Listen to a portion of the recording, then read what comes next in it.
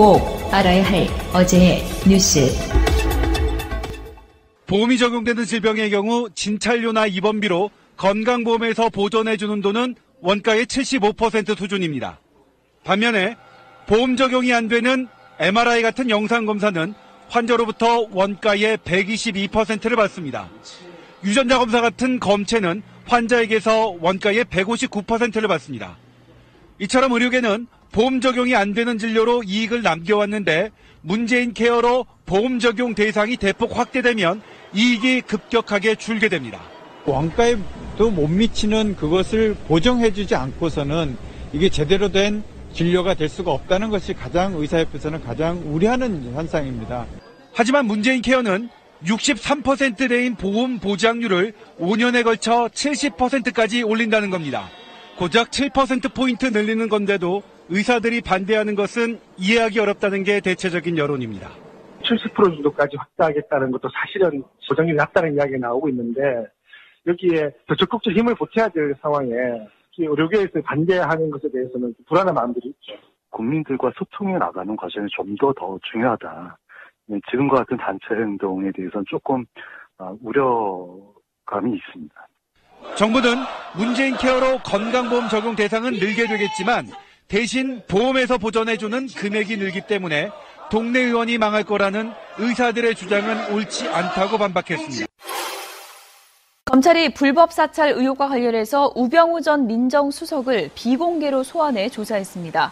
서울중앙지방검찰청은 오늘 오전 10시 우 전 수석을 비공개로 불러서 10시간 동안 조사하고 돌려보냈습니다. 검찰은 우 전 수석을 상대로 정부의 비판적인 교육감을 사찰한 의혹에 대해서 집중적으로 추궁했습니다. 또 우 전 수석이 과학계 블랙리스트 작성을 지시하고 문학 출판계 뒷조사를 했다는 의혹에 대해서도 조사했습니다. 이우현 자유한국당 의원은 금품 수수 혐의의 피의자 신분입니다.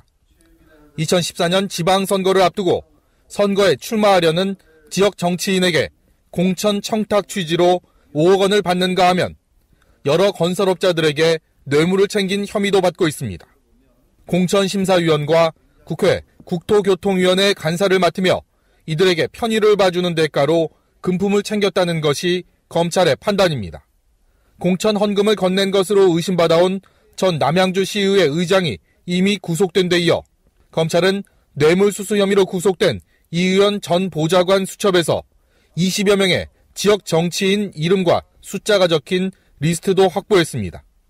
지난주에는 이 의원의 용인 집과 사무실을 압수수색해 각종 증거를 손에 쥔 것으로 알려졌습니다.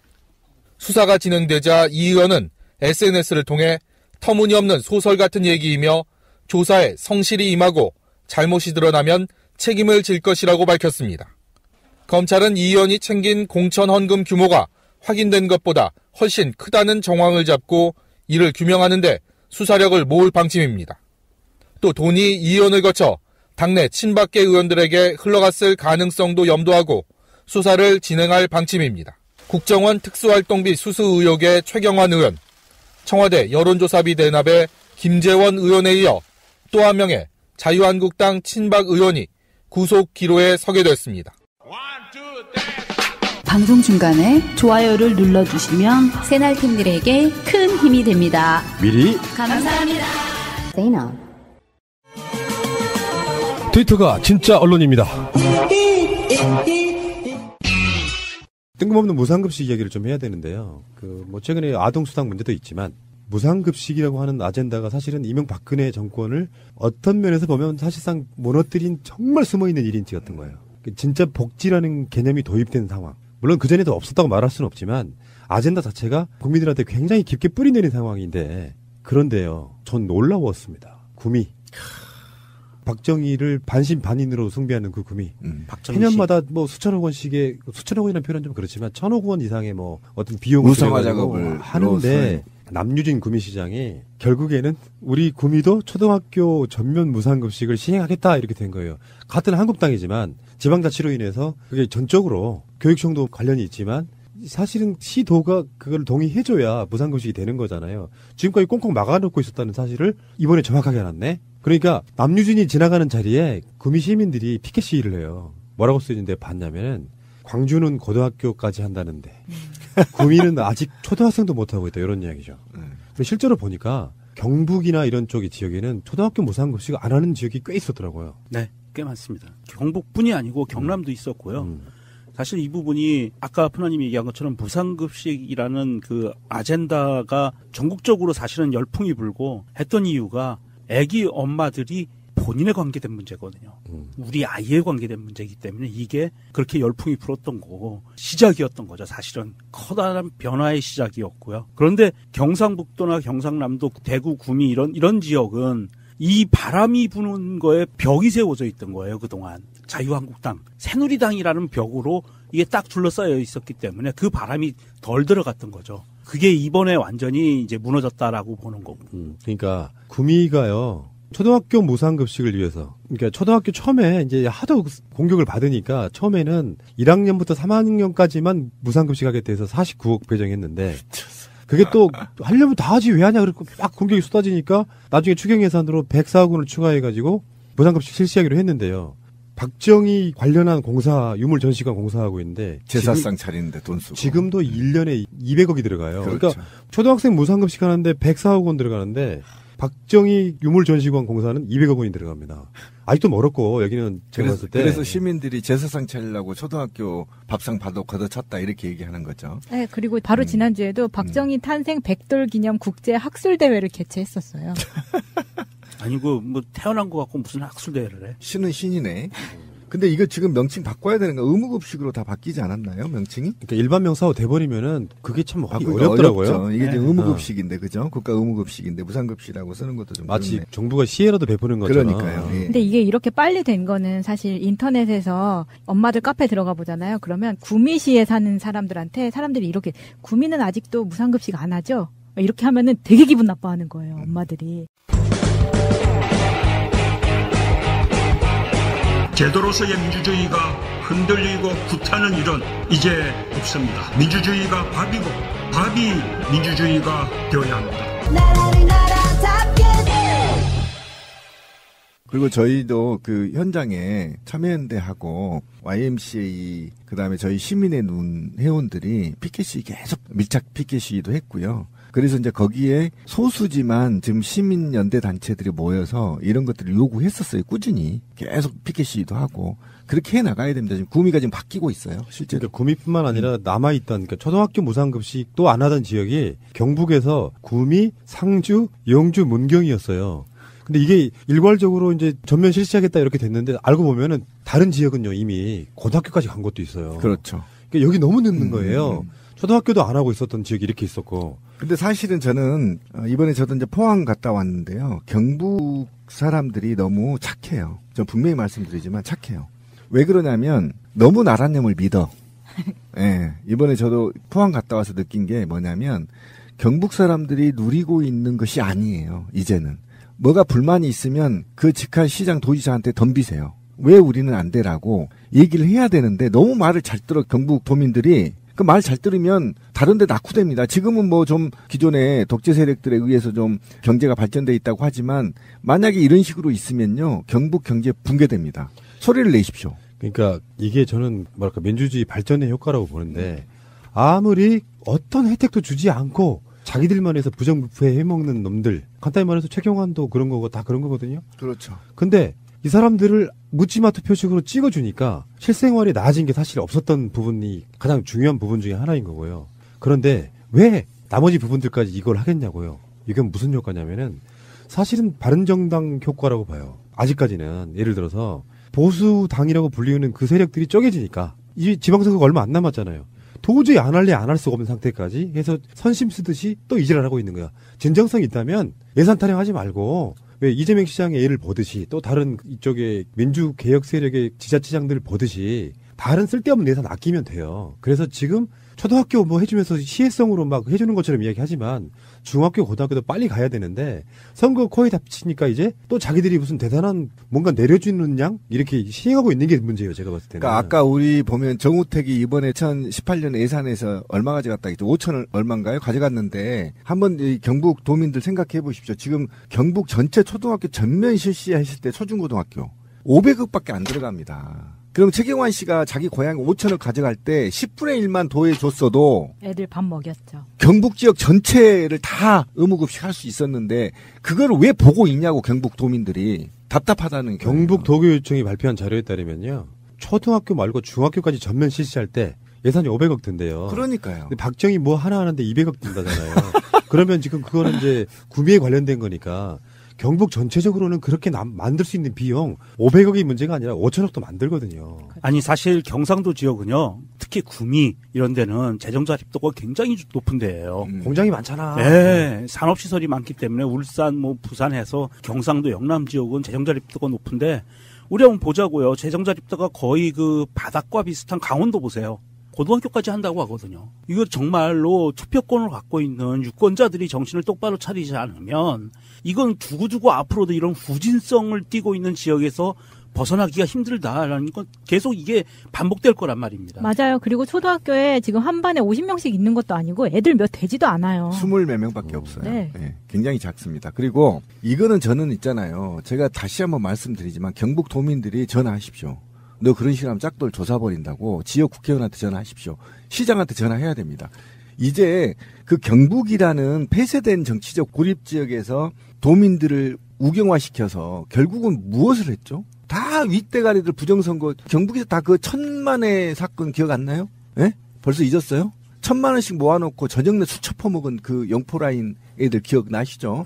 그러니까 이렇게 술 처퍼먹고 실제로 도민들한테 그 200억 없어서 못한다고요? 최경환이 고향에 아스팔트 까는데 5천억 가져가 놓고 이거 여기서 10%만 도에 편성을 했어도 초중까지 다 의무급식 한다는 거 아닙니까? 근데 그 말을 왜 전화해서 못하냐고요. 그렇게 똑똑하신 경북 도민들 전화해서 항의하십시오. 이거는 그냥 있을 일이 아닙니다. 그 2016년 자료를 한번 볼게요. 전국 초, 중, 고 학생이 작년에 602만 명이 됩니다. 그중에 무상급식을 하는 학생의 비율이 70.5%예요. 근데 이걸 이제 평균은 경북이 깎아먹었겠지? 경북만 올렸다 그러면 거의 한 8, 90% 이상 올라가는데 근데 재밌는 게 그 꼴찌급에 있는 시도가 경북 54.0, 울산 43.2, 대구 46.1 이런 식이에요. 제가 그 홍준표가 요즘도 계속 어그로 끌면서 자기 지지층만 호소하잖아요. 하다못해 홍준표건 안철수건 아동수당 이런 거에 대해서 흔쾌하게 오케이를 했다면 그거랑 좀 연관성이 있는 이야기인데 경북이나 대구나 이런 데서 젊은 층들이 자유한국당을 찍을 수가 없는 상태까지 온 거예요. 요즘 젊은 사람들 똑똑하거든. 그냥 미친 새끼들인 거야. 그냥 계속해서 무슨 빨갱이 논리로 박정희 우상화하는 논리로 예산 쏟아 부으면 이제는 옛날처럼 노인들처럼 와 그렇지 뭐 북한 쳐들어내려니까 당시에 뭐 한나라당, 자유한국당, 새누리당 부류를 찍어왔던 사람들이 이제 등을 돌리기 시작하는 거예요. 사실은 이게 국민의 힘이라는 겁니다. 그래서 이게 그들이 봤을 때 자유한국당이 설 자리는 점점점 잃어가요. 그러니까 선거 대비용으로 더욱더 충격적인 건 뭐냐면 지금 내년도 포항, 경주, 김천, 영천, 안동 등은 이미 지자체 자체 예산으로 편성을 했는데 도에서 안 해서 못하고 있다는 겁니다. 굉장히 심각한 문제예요 지금. 우병우 이야기를 지난 방송에서 할 때요. 경북하고 대구 교육감들 빼고는 다 사찰했다 그랬어. 그렇죠. 우병우의 민정수석실이 국정원한테 불법 용역을 줘가지고. 그러니 정부가 하는 방식, 예를 들면 이게 또 누리과정이랑 또 연관이 있고요. 그렇죠. 무상급식 연관 이 아젠다를 갖고 교육감들마저도 정부의 이명박근혜에 계속해서 순종적으로 해왔다는 거잖아요. 그러니 학생들한테 어떤 혜택이 가냐고. 해묵은 논쟁이긴 하지만 제가 살던 그 일찍에 살던 그 부부를 잊을 수가 없습니다. 마치 광고 멘트 같다. 저는 잊을 수가 없습니다. 그게 뭐냐면은 그때 무상급식 이슈가 한참 나왔을 때 기억들 하시잖아요. 오세훈이가 뭐 이거 그 시민들한테 투표 붙이는 문제가 나왔을 때 야 그분 정말 똑똑하신 분이에요. 저한테 하시는 말씀이 왜 이건희한테 무상으로 밥을 줘야 되죠? 이건희 손자한테? 아 정말 똑똑하시구나 이분. 야 이 양반아 내가 한마디 했지. 그 사람도 세금 내는 우리나라 시민이고 국민이다. 세금 낸 사람한테 왜 무상급식을 안 해주냐. 더 잘해줘가지고 세금을 더 내게 해서 많은 사람들이 혜택을 받으면 더 좋은 거지. 이건희 손자는 무상급식 해주면 안 된대. 그 논리에 속아왔던 거잖아 지금까지. 그러면. 근데 걘 중국에 가 있잖아. 이웃사촌이 땅을 사면 배가 아프다. 뭐 이런 이상한 논리를 갖다가 국민들에게 대입을 시키는 거예요. 그래서 부자가 돈도 많은 부자가 무상급식 봐도 배 아파 이렇게 만들어버리는 그렇죠. 거죠. 그 내면에는 선택적 복지를 지향하기 그런 거죠. 사실 이번에 그 아동수당도요. 전면적으로 시행했으면 정말 좋았거든요. 그렇죠. 예. 비용은 똑같다니까 선별하는 작업이 얼마나 힘들겠냐고. 근데 그 아동수당이 왜 현 정부가 급했냐면 인구 절벽이 생겼어요. 지금 심각합니다. 그 영유아들이 지금 이 50만 밑으로 떨어졌는데 최근 올해가 지금 30만 대거든요. 어떻게 할 건데요? 그러니까 우리나라의 경제 규모를 보면 어떤 학자가 내놓은 게 저는 좀 실현 가능성이 있다고 보는데 결국은 기본소득 개념인 거잖아요. 그렇죠. 그러니까 우리나라 경제 규모로 보면 세금만 제대로 거두면 지금 현재 0세부터 만 19세까지 미성년자 전부를 한 달에 30만 원씩 줄 수 있대요. 그렇게 해야 돼요. 그렇지 않으면 큰일 납니다. 10만 원 택도 없는 거고요. 지금 앞으로 벌어질 일 내년 9월 달부터 이제 자기가 부자임을 증명해야 되나요? 그러네. 그렇잖아. 나 받기 싫어 그리고 증명해야 되나요? 그렇게 자발적으로 신고하지 않으면 많은 공무원들이 투입돼가지고 선별해야 돼요. 그 공무원들 새로 뽑아야 돼. 아 그렇게 해야 되겠다. 그거 좋은 생각이다. 그러니까 아동수당을 받기 싫은 부자는 자진 신고해라. 공무원들 괜히 부려먹지 말고. 그러면 아주 좋겠는데요? 근데 그렇게 되면 좋은데 안 그렇게 될 거란 말이야. 내가 상위의 10%에 들지 않는다는 걸 내가 증명해야 될 것 같아서 정말 열받는 거예요. 아, 그거는 좀 문제가 심각하고요. 그거는 정말 심각합니다. 그러니까 이게 디테일인데 일대 혼란이 온다니까요. 생각해보세요. 그러니까 내가 상위 10%에 해당된다는 걸 증빙하는 사람 10%만 증명하면 되잖아요. 부자들이 더 한다고 그거라도 받기 위해서 그 증빙을 반대로 할 거란 말이야. 아, 이거 그러면 그냥 주면 되고 그거 뭐 아끼지 말고 주죠 뭐. 나는 있잖아. 그것도 좀 아픈 상처가 있는데 10%나 1% 부자들한테 자꾸 더 내라고 하지 말고 솔직히 까놓고 있잖아. 우리 같은 서민들이 씨발 한 달에 10,000원 더 낼게 하자. 난 이렇게 해버려야 된다고 생각해. 니네 부자들 내도 말든 해. 씨발 우리끼리 내서 할 테니까. 아니, 그러니까 그거는 이제 우리가 솔직히 사는 소리고 정부는 그렇게 쉽게 못하니까. 그렇지. 그러니까 우리가 더 낼게. 막 문재인 정부 10,000원 더 낼게 대통령 더 낼게 해. 막 이러 줘버려야 된다. 그 이야기는 우리 정의원 방송에서 엄청 해요. 근데 그거를 어느 세력이고 국민들한테 세금 더 냅시다 말을 지금 못해요. 그러니까 국민이 해버리자니까. 우리는 담배 피면서 세금 많이 내고 있잖아요. 그 방송에서도 그런 이야기해요. 국민들이 운동이라도 벌여야 된다 지금. 세금 더 내자. 10,000원씩이라도 더 내자. 더 내자 10,000원. 그러면 부자들이 안 낼 수가 없다. 이런 방식으로 가야 되는데 정부 입장에서는 제발 그렇게 해주면 좋지. 근데 말을 못해요. 왜냐하면 받아치는 놈들이 이상한 프레임으로 한번 실패한 적이 있어. 그게 노무현 대통령 때잖아요. 그렇죠. 마치 종부세. 쥐뿔도 없는데 내가 나한테 세금 더 내라고 하는 것처럼 조심스러운 거고요. 짧게 하나만 일종의 낙수 효과일 수도 있고 뭐 예산안에 관련된 그러니까 노량진에 지금 전국적으로 공무원 시험 준비하는 곳이 노량진만 있는 것은 아닌데 36만 명이라고 하죠 지금. 그러니까 노량진만 있는 건 아닌데 그래도 노량진에서는 지금 공무원 증원 정확히 말하면 충원이라고 합니다. 필요한 자리에 지금 갖다 놓는 거니까 그 충원하는 그 열기 때문에 노량진 학원가가 들썩이고 있다 이런 이야기가 나오는데. 근데 언론은 좀 이렇게 뭔가 좀 꼬지 않았으면 좋겠던 게 이런 식인 거야. 수험생이 몰려드니까 오히려 경쟁률이 높아질까봐 걱정되는 면도 있다. 이게 말이야 막걸리야. 양아치 기사 때문에 그래 양아치 기사. 아니 공무원이 이렇게 몇 달 공부해서 되는 거면 다 하지. 기존에 공부하던 사람들이 조금 더 열의를 불태우는 뭐 이렇게 긍정적으로 받아들여야 되는데 그게 기존에 준비하지 않던 사람들까지 이 시장에 들어온다. 뭐 이런 논리로 받아치면 이거 되는 게 없어요. 이렇게 얘기하면. 그러니까 내년에 원래요 신규 채용이 국가직 지방직 합쳐가지고 24,475명이래요. 그래서 올해보다 원래 10,000명 늘어난 숫자인데 그 숫자 중에는 9,475명. 근데 대부분 다 경찰, 해경, 뭐 소방관, 또 각종 생활 안전 분야 공무원들 이런 것들이 많거든요. 그러니까 자연 감퇴부는 당연히 현 정원 규정에 의해서 채용을 하는 거고 올해 이제 추가로 늘어난 게 전 너무 억울해요. 우리는 이제 행정직 공무원들은 단 한 명도 없어요. 늘어난 게. 맞아요. 네. 지금 경찰이 2,593명이 늘어나고요. 집배원이 748명, 근로감독관이 565명, 생활안전관리직이 2307명이란 말이에요. 그러니까 안 일어나 우리는. 그런데 이들이 이제 하는 게 뭐냐면 사실은 이 특수직렬이잖아요. 이게 사실은 노량진하고 관계 없거든요. 별로. 여기에 관계된 게 이제 경찰직하고 몇 개가 있는데 경찰 소방. 네, 소방하고 좀 있는데 어쨌든 그 특수직렬이라고 봐요. 우리가 볼 때는. 근데 일반 공무원을 마치 채용한 것처럼 그렇게 해가지고 무슨 일반 국가직이나 지방자치 행정직들을 늘려놔가지고 이걸 뭐 나라를 말아먹니 어쩌니 뭐 이런 개 같은 소리를 하는데 실제로 제가 분명히 말씀드리지만 우리는 공무원 대비 OECD 가입 국가 중에 평균 15.5%밖에 안 돼요. 꼴찌거든요. 이게 뭐 이제 획일적으로 할 수는 없는데 이런 상태에서 정부가 실제로 우리가 현 지금 102만 명 정도 돼요. 전체 공무원 다 합쳐서 군인만 빼고. 그러니까 이게 굉장히 작은 수인데도 불구하고 이거를 이제 선동하더라고요. 제가 기사를 보면 굉장히 화가 좀 났어요. 아까 권 PD가 얘기한 대로. 이걸 왜 이렇게 선동질을 해야 되는 건지. 이것이 바로 우리가 말하는 안전관리 공무원들을 지금 늘리는 거잖아요. 소방 공무원들 있잖아요.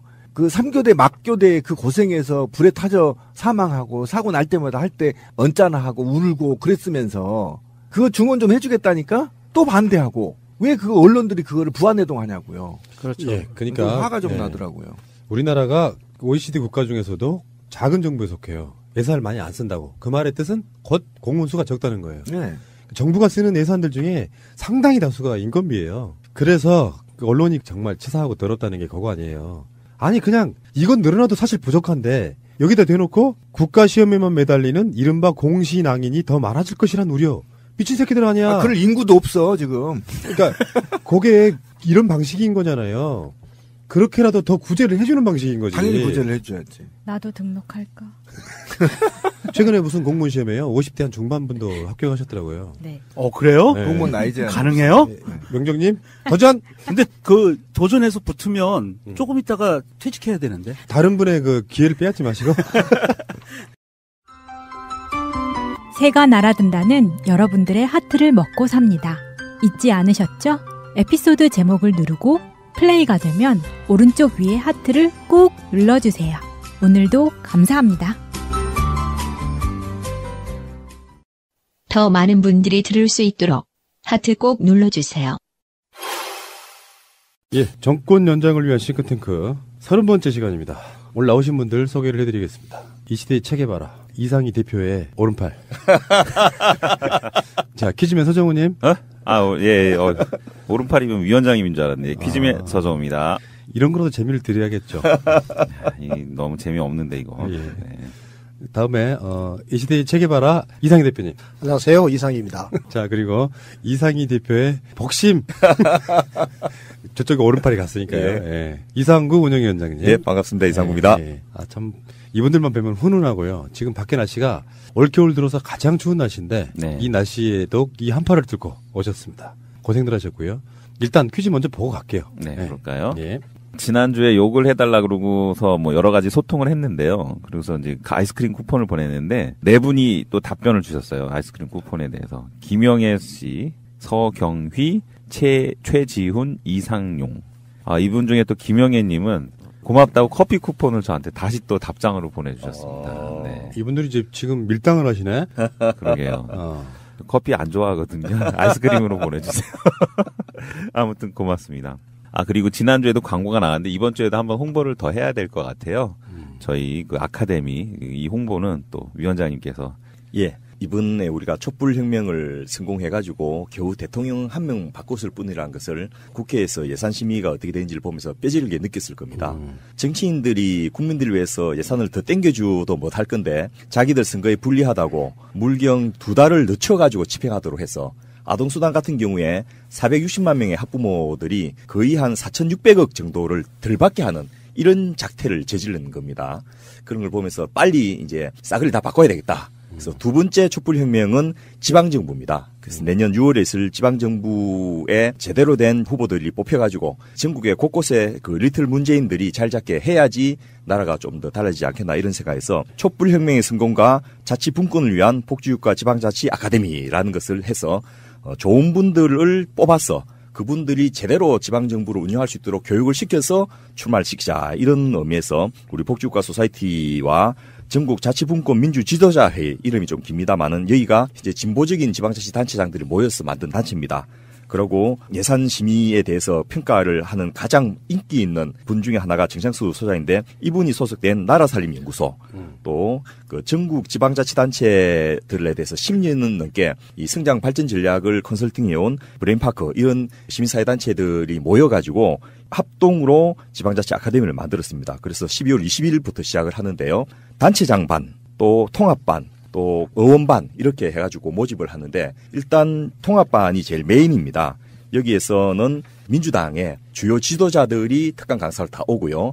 구체적으로 지금 지방자치단체에서 성공적인 사례를 만들어냈던 분들이 자기의 사례를 후보들에게 전파해주는 그런 역할을 할 것입니다. 그리고 저희가 아무나 뽑지 않을 겁니다. 신청한 분들을 면접이라든지 심사를 통해 가지고 뽑아서 도움을 드릴 거고요. 여기서 수강을 하신 분들은 이 지방자치를 위한 여러 가지 전문적인 능력이나 기술을 배우는 것뿐만 아니고 그 지역의 예산이 얼마나 어떻게 쓰이고 있는지 이런 분석도 해드리고요. 또 공약도 공통공약으로 만들어서 제안해드리는 이런 서비스를 할 겁니다. 그래서 여러분 관심 있는 분들 많이 와주시고 시장, 군수, 구청장 나오고 싶은 분들 또 뭐 광역 후보도 괜찮습니다. 그리고 광역도의원이나 시의원들 또 기초의원들 얼마든지 오셔가지고 들으시고 또 이분들뿐만 아니고 선거에 같이 참여해서 캠프에서 일하실 분들 그리고 자기가 같이 일하던 분이 당선된다면 집권을 해서 지방정부를 이끌어보고 싶은 분들도 다양하게 모시고 있으니까 많은 관심과 참여를 부탁드리고 우리 복지과 소사이어티 홈페이지에 오면 자세한 안내가 들어있을 겁니다. 복지과 소사이어티 홈페이지 들어가셔서 신청하시라. 예, 네, 알겠습니다. 배우는 것도 많지만 오시면 와서 교육받으시는 동안 아주 훌륭한 인맥을 쌓는 데 도움이 될 것 같습니다. 민주당에 아주 유력 정치인들이 나와서 강의를 하거든요. 제가 아는 분이 우리 동네에 있는 교회 말고 큰 교회 나가는 이유가 다 있어요. 예, 그렇습니다. 그 이유가 있죠. 절에도 다니고 교회도 다니고. 네. 퀴즈 시간 이렇게 할애해 주시네요. 홍보하시라고. 네. 자, 퀴즈 빨리. 자, 지난주 문제. 응급의료센터의 상위 개념으로 교통사고, 추락, 총상 등으로 치명적인 외상을 입은 응급 환자를 전문적으로 치료하는 센터. 정답은 1번 중증외상센터입니다. 자, 이번 주 퀴즈는 오늘 초대 손님에 맞춰서 퀴즈를 준비해봤습니다. 다음 말씀드리는 무술은 어떤 무술일까요? 자, 일반적인 시각에서 이 무술은 합기도의 한 분파와 국선도의 호흡법이 합쳐진 무술이다. 국선도는 무술이라기보다는 수행법이므로 실제로는 합기도의 영향을 크게 받았다고 볼 수 있지만 애초에 한국 합기도 자체도 여러 무술의 영향을 받았다. 따라서 이 무술은 중국 무술, 태권도 등을 포함하여 종합적으로 만들어낸 한국에서 창시된 무술이라 볼 수 있다. 김신조 침투가 계기가 되었다고도 합니다. 1번 특공무술, 2번 주짓수, 3번 패싸움, 4번 고무줄놀이. 예. 알겠습니다. 예, 이 답은 뭐 뻔히 눈에 보이는데요. 이게 웃긴가요? 예. 이거는 광고 듣고 오시면 금방 아시게 됩니다. 예, 잠시 후에 뵙겠습니다. 자, 오늘 모신 분 얼마 전에 국군의 날 행사 때요. 공수특전여단이 특공무술을 선보였죠. 그 특공무술을 창시하신 분 바로 장수옥 대한특공무술협회 총재님이십니다. 어서 오십시오. 환영합니다. 안녕하세요. 장수옥입니다. 반갑습니다. 예, 어서 오십시오. 네. 예. 일단 위원장님 예. 어떻게 모시게 됐는지 알려주십시오. 예, 그동안 저희가 2018년 예산이나 응급의료 정책같이 좀 무겁고 힘든 주제만을 다뤄왔는데 이 연말도 되었고 시청자들의 의견이 좀 부드러운 것도 좀 해달라 이런 요구가 있었고요.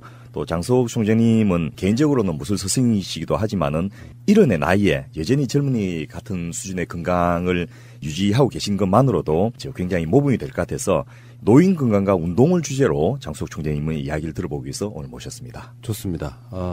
제가 특수부대 출신이잖아요. 예. 그래서 지금 저도 특공무술 1단입니다. 이야. 지금도 기억이 나요. 배웠던 기억이 나고요. 예. 요 자세가 시작되네요. 예. 그리고 이제 저는 태권도 2단, 그리고 검도 1단 이렇게 단증을 갖고 있는데 예. 사실은 태권도나 검도나 이런 거는 약간 원류나 이런 걸 알고 있었어요. 어떻게 왔다. 근데 특공무술이 어떻게 만들어진지 대해서는 사실 거의 깜깜무소식이었거든요. 그러니까 잘 몰랐었거든요. 유단자도 모르는 네. 유래. 예. 근데 지금 그분이 제 앞에 와 계신 거잖아요. 그리고 실제로 우리나라의 특수부대들은 다 특공무술을 배워요. 예. 그래서 이게 표현이 좀 그렇긴 하지만 태권도나 이런 일반적인 한국적 무술들이 공격형이 아니에요. 예. 방어용 이런 예. 거거든요. 근데 이게 적과에 싸운다거나 이런 방식이 있어가지고 굉장히 특화되어 있는 굉장히 훌륭한 무술이라는 생각을 해왔었는데 이분을 제가 뵙게 되다니 정말로 영광입니다. 이렇게 설명드리면 되겠습니다. 특수부대 나온 분들은 대부분 특공무술 유단자인 경우이고요. 제가 알고 있기에는 저 장수옥 총재님이 청와대 경호원들의 일종의 사부 이런 개념이라고 생각하시면 되는데 그런 분을 우리가 이 자리에 모셨다. 영광입니다. 어서 오십시오. 네, 반갑습니다. 예, 예. 지금까지 이 새날에서 창시자를 모신 적이 있어요? 창시자? 그렇네요. 예술을 모셔야 되는 거죠. 그렇죠. 특공무술의 창시자 이렇게 돼 있는데요, 지금 자료집에? 예. 그러면 총재님. 네. 특공무술을 어떻게 만들게 되셨어요? 1977년이었을 겁니다. 청와대 그 경호실 소속으로 대테러 특수부대인 606 부대를 창설하면서 그 부대에서 전국의 그 고수들을 초빙해서 그 무술 시범을 보였는데 그 중에 한 사람 제가 선택받아서 그때부터 청와대에서 한 25년 근무를 하게 되었습니다. 그러니까 그때 대테러 특수부대를 만들게 됐던 계기가 이 김신조가 내려와서 청와대를 습격을 했는데 네. 그때 이제 이분이 이제 전향을 했죠. 네. 그러고 한번 대직을 시켜봤더니 뭐 우리나라에서 당할 자가 없었다면서요. 근데 내 그 뭐 현장에 없어서 그 정확한 것은 모르는데 들리는 얘기로는 그 사람을 그 생포해서 조사하다 보니까 김신조 일당들이 격술, 북한 격술을 말하는 겁니다. 태권도 유의 그 예, 무술이죠. 그 격술을 했다고 보니 소개를 하면서 뭐 우리나라 군인들 좀 유단자들하고 대련을 붙여보니까 그 사람한테 안 되더라. 그래서 그때 당시 그 경호실장한테 보고가 돼서 차지칠 실장. 네. 좀 화가 났는가 보더라고요. 그래서 우리도 북한 그 격수를 대응할 수 있는 무술을 만들어야 되겠다. 그래가지고 제가 그 선택받은 겁니다. 그래서 그 1978년도 12월 달에 경호실장한테 최초로 부대원들과 제가 청와대 연무관에서 최초 시범을 보이게 되었습니다. 아, 지금 도장은 500개가 넘고 유단자가 30만 명, 회원은 60만 명. 어마어마합니다. 대단하시네요. 근데 지금 청와대에서 25년 계셨다고요? 네. 그러면 어느 시점에서 나오신 거예요? 김대중 대통령 끝나기 직전에 청와대에서 나오게 됐습니다. 특공무술 무술 사범이셨던 거죠? 네. 직책은 그 이제 공무원 신분이고 청와대 경호실은 내부에서는 무술 사범 직책이 있지만 크게 봤을 때는 경호관 신분입니다. 그러시구나. 네. 지금 문재인 대통령 모시는 주영훈 실장도 우리 총재님이 가르칠 수 있겠습니다. 네, 제자입니다. 예. 와, 대단한 사실이네. 어느 정도냐 하면요. 네. 제가 어릴 때 태권도를 배우는데 우리 도장 선배 중에서 중학생인데 벌써 화식을 안 하고 그 생식을 하는 선배가 있었어요. 그래서 선배님 뭔 하려고 생식을 다 하십니까 했더니 화식을 하면 몸이 무거워진다 하면서 자기는 꿈이 빨리 무술을 전공해가지고 청와대 가서 거기서 이 장수석 총재님한테 한번 배워보고 싶은 게 꿈이다 하면서 막 청와대 벽을 타고 막 지붕 위로 날아다니고 막 이런 이야기를 하시길래 야 저게 무슨 뻥이지 뭐 이런 생각을 했는데 와보니까 진짜 계시는 거예요. 그래서 저도 마지막으로 배울 수 있는 기회를 누렸습니다. 아까 그 김신조의 이야기처럼요. 사실 북한에서 우리나라에 난파되어 오는 뭐 이런 테러 부대 이런 개념은 정말 무공이 뛰어난 사람들일 거 아니에요. 근데 막상 대련을 시켜봤더니 지더라. 3대1로 저도 지더라 해서 지금 여기 만들어진 건데 그러면 그 애초에 만들어진 목적에 부합하셨다고 생각하세요, 총재님은? 저는 그렇게 생각하고 있습니다. 네. 네. 그러면 대통령이요, 박정희 대통령부터 시작해가지고 박정희, 전두환, 노태우, 김영삼, 김대중 대통령까지 5분 대통령 모신 거잖아요. 네. 특별히 여러 가지 일화가 있을 것 같은데 몇 개만 좀 재미삼아 소개 좀 해주십시오. 최초에 그 박정희 대통령한테 시범을 보이기 위해서 차지철 경호실장이 곧 각하를 모시고 시범을 보여야 되니 준비하라 그랬는데 여러 가지 일정상 미루다가 79년도 6월 달에 보였거든요. 그런데 그 재미있는 얘기는 제가 차지철 경호실장을 개인적으로 만났을 때 뭐 축지법을 쓰는 젊은 사범인데 한번 그 기술을 한번 보시겠습니까? 그렇게 해서 저는 축지법 쓰는 사람이 아닌데요. 그랬더니 차지철 경호실장한테 최초 시범 보일 때 그 연무관이 꽤 높습니다. 그 벽이. 그걸 내가 몇 발짝 차고 올라가면서 뒤로 빽 공주면서 이제 격파도 그러니까 그분 생각할 때는 그걸 축지법으로 이렇게 좀 과하게 그렇게 해야 그 대통령이 한번 보고 싶어 생각이 있지 않겠냐. 그래서 자기는 그렇게 소개했다고 그런 얘기를 하겠습니다. 그런 것들이 모아져서 나중에 특공무술 시범 같은 거 보일 때 많이 보여주시잖아요. 네. 네. 그러니까 그때 당시 그 박정희 대통령 이렇게 모습을 보니까 키가 저보다는 좀 적은데 상당히 그 자세가 꼿꼿하시더라고요. 그냥 저기 임석에 앉아 계시는데 시범을 보이는데 조용해요. 근데 그분이 이제 나중에 이제 저희 가족이 격파를 하니까 이제 박수를 치니까 그때 이제 박수를 치면서 이제 막 환호도 하고 그렇게 하면서 그 기억이 좀 남고 그다음에 그 전두환 대통령은 저희 시범을 보시고 자기 그 막내 아들 전재만 씨를 특공무술 그 개인지도 좀 시켜달라 해가지고 제가 그 새벽녘에 가서 개인지도를 좀 했어요. 그래가지고 제가 그 2단까지 실력을 향상시키면서 한 번 첫날에 오셨는데 제가 쥐눅이 들어가지고 이 두 분이 앉아 계시니까 제가 그 잘 운동이 안 돼요. 그때 이제 끝나고 제 사무실에서 좀 잠깐 앉으라고 하더니 내가 여기 온 건 대통령으로서 온 게 아니라 학부형으로 왔다. 근데 오늘 보니까 사범이 좀 긴장을 하는 것 같은데, 그러면 내가 나를 여기 오지 말라는 거 아니냐. 그러면서 그냥 편하게 밖에서 교육하는 거야. 스파르타식 교육을 좀 원한다. 그렇게 말씀도 해주시고.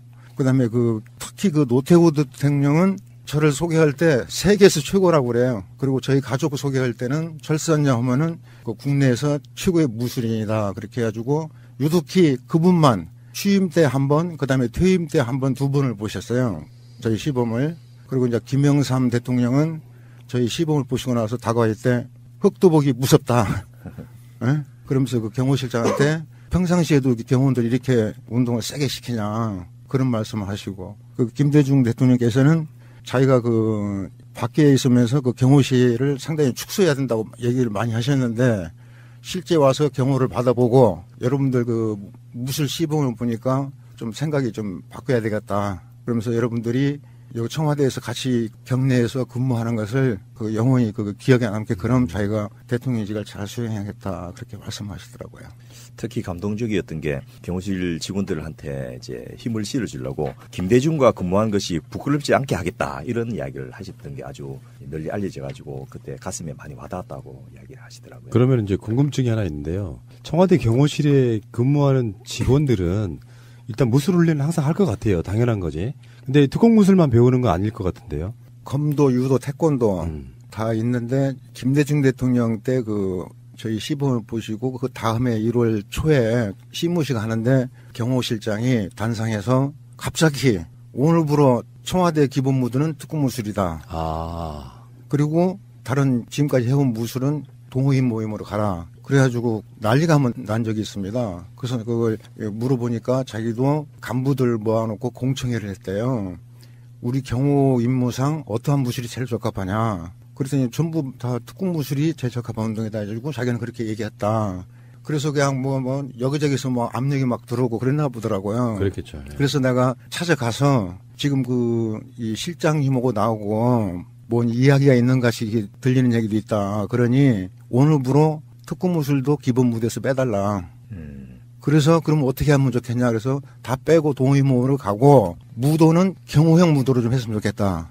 특공 무술이 아니고 경호형 무도로. 네, 그래서 지금까지 경호형 무도로 오고 있습니다. 그런 비화가 있었군요. 네. 이럴 것 같아요. 각 무술의 단체들 입장에서는 네. 청와대 관련된 이런 식의 어떤 힘의 역학관계가 때문에 굉장히 자기들 사실 이권과 연관이 있잖아요. 그럼요. 그리고 특히 태권도 같은 경우는 거대 조직이지 않습니까?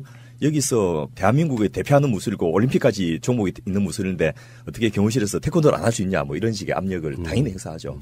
그러니까 방금 총재님께서 경호형 무술이라 그러지 않습니까? 네. 청와대 경호실에서 그 경호형이라고 하는 게 이게 상대를 때리거나 먼저 공격하는 그런 공격형이 아니고 방어한다 그런 뜻인가요? 그렇죠.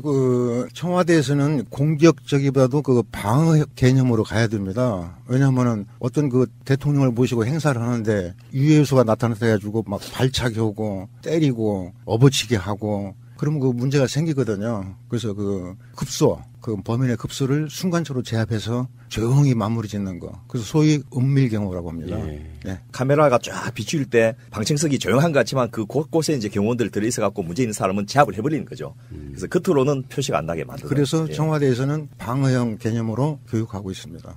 정말 전혀 우리 구성 안에 들어있지 않은 궁금증 하나가 생각났어요. 네. 박근혜 최순실 국정농단 그 사건 때 청와대 경호실 직원들한테 비아그라 지급했다는 그때 그런 이야기 있었잖아요. 그게 가만히라도 들으신 적 있죠? 그 뉴스를.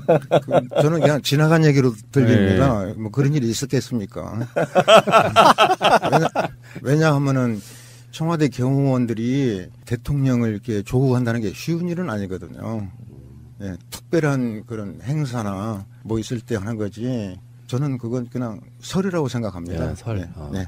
실제로 제가 이제 경호원들하고 같이 어떤 프로젝트를 하고 이렇게 행사를 준비하고 이렇게 할 때 보면 굉장히 철저하게 준비합니다. 사전 소위 말해서 근접 경호만 일반인들이 아는데 그보다는 경호 기획, 검척 이런 게 훨씬 더 중요하거든요. 그러니까 어떤 행사가 있을 때 대통령의 동선을 파악하고 모든 유해 요소를 미리 분석해가지고 그것을 사전에 예방하는 이런 걸 하기 때문에 뭐 비아그라 없어도 고지에서도 얼마든지 활동할 수 있도록 사전 정도 하고 또 모든 그 문제를 막기 때문에 실제로 비아그라를 먹고서 뭐 경호해야 될 그런 정도의 일은 거의 안 생기다고 봐야 되죠. 근데 국정감사에서 나온 거예요. 그게 그 비용들 중에 내용을 보니까 비아그라가 있었다 이런 이야기인데 뭐 그건 뭐 경호실까지 당했다고 봐야 되겠죠. 네. 그 이름으로 해갖고 딴짓을 했을 가능성이 많겠습니다.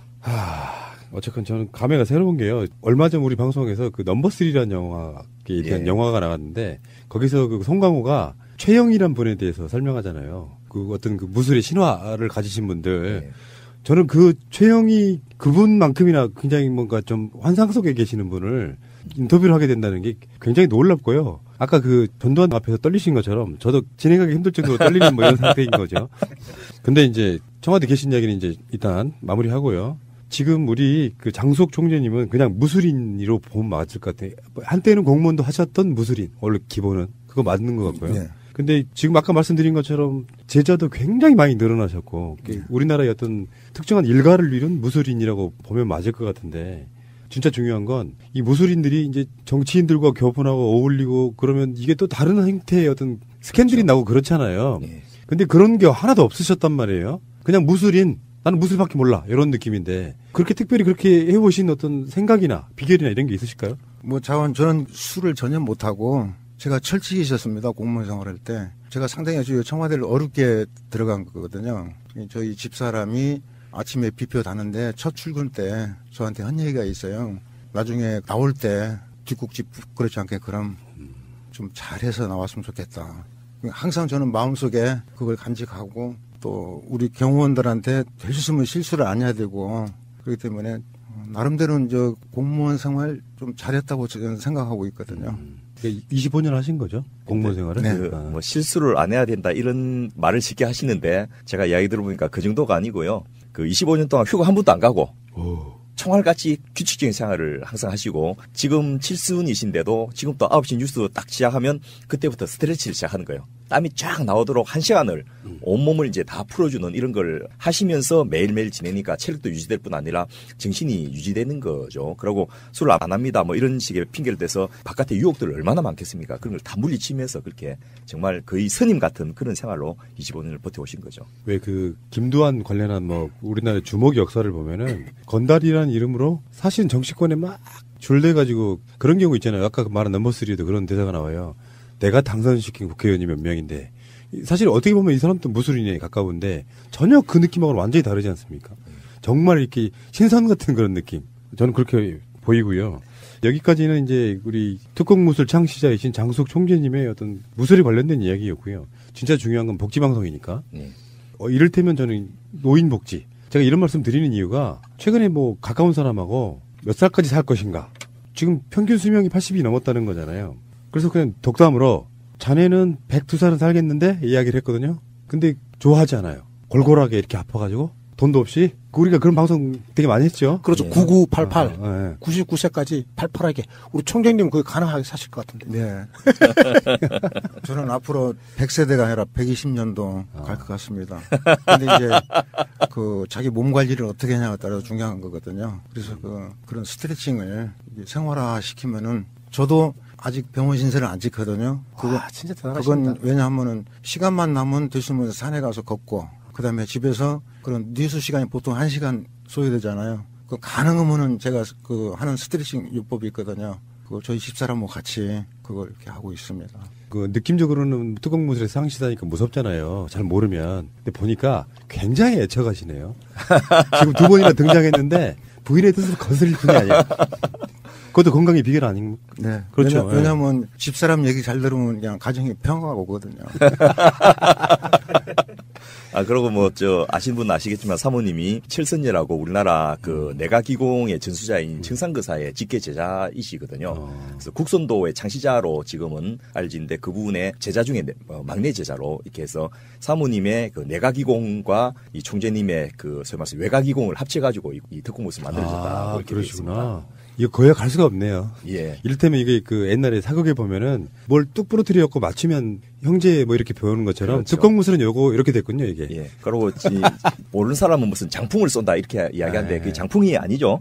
사람들은 이제 쉬운 얘기로 여기서 바람이 난다 그러는데 여기서 바람 날 리는 없어요. 근데 이제 우리 그 인간의 힘의 근원은 요 아랫배에 있거든요. 그 힘을 기를 모아서 이 손바닥에 전달을 해서 상대방이 공격 오는 속도에 원심법에서 다 대주는 거거든요. 그러면 그 엄청난 파워가 생기거든요. 평수라 하는 이 손바닥을 맞으면 진짜 내상을 입어가지고 안에서 장기가 깨지는 이런 형태의 피해를 줄 수 있다는 거죠. 예. 쉬는 의미에서 하나만 말씀드릴게요. 제가 처음으로 무술을 배웠던 게 킥복싱이에요. 진짜로 고등학교 때까지는 공부밖에 모르는 학생이었어요. 근데 어느 날 펜팔하던 여학생을 2년 만에 만나게 됩니다. 근데 그때는 뭐 1대1로 만나는 게 아니고 3대3으로 만났어요. 근데 그 친구들이 모였던 그 시내 번화가에서 가까운 동네에 살았기 때문에 발에다 준다고 가는 사이에 동네 흔히 말하는 양아치들한테 보는 앞에서 맞았어요.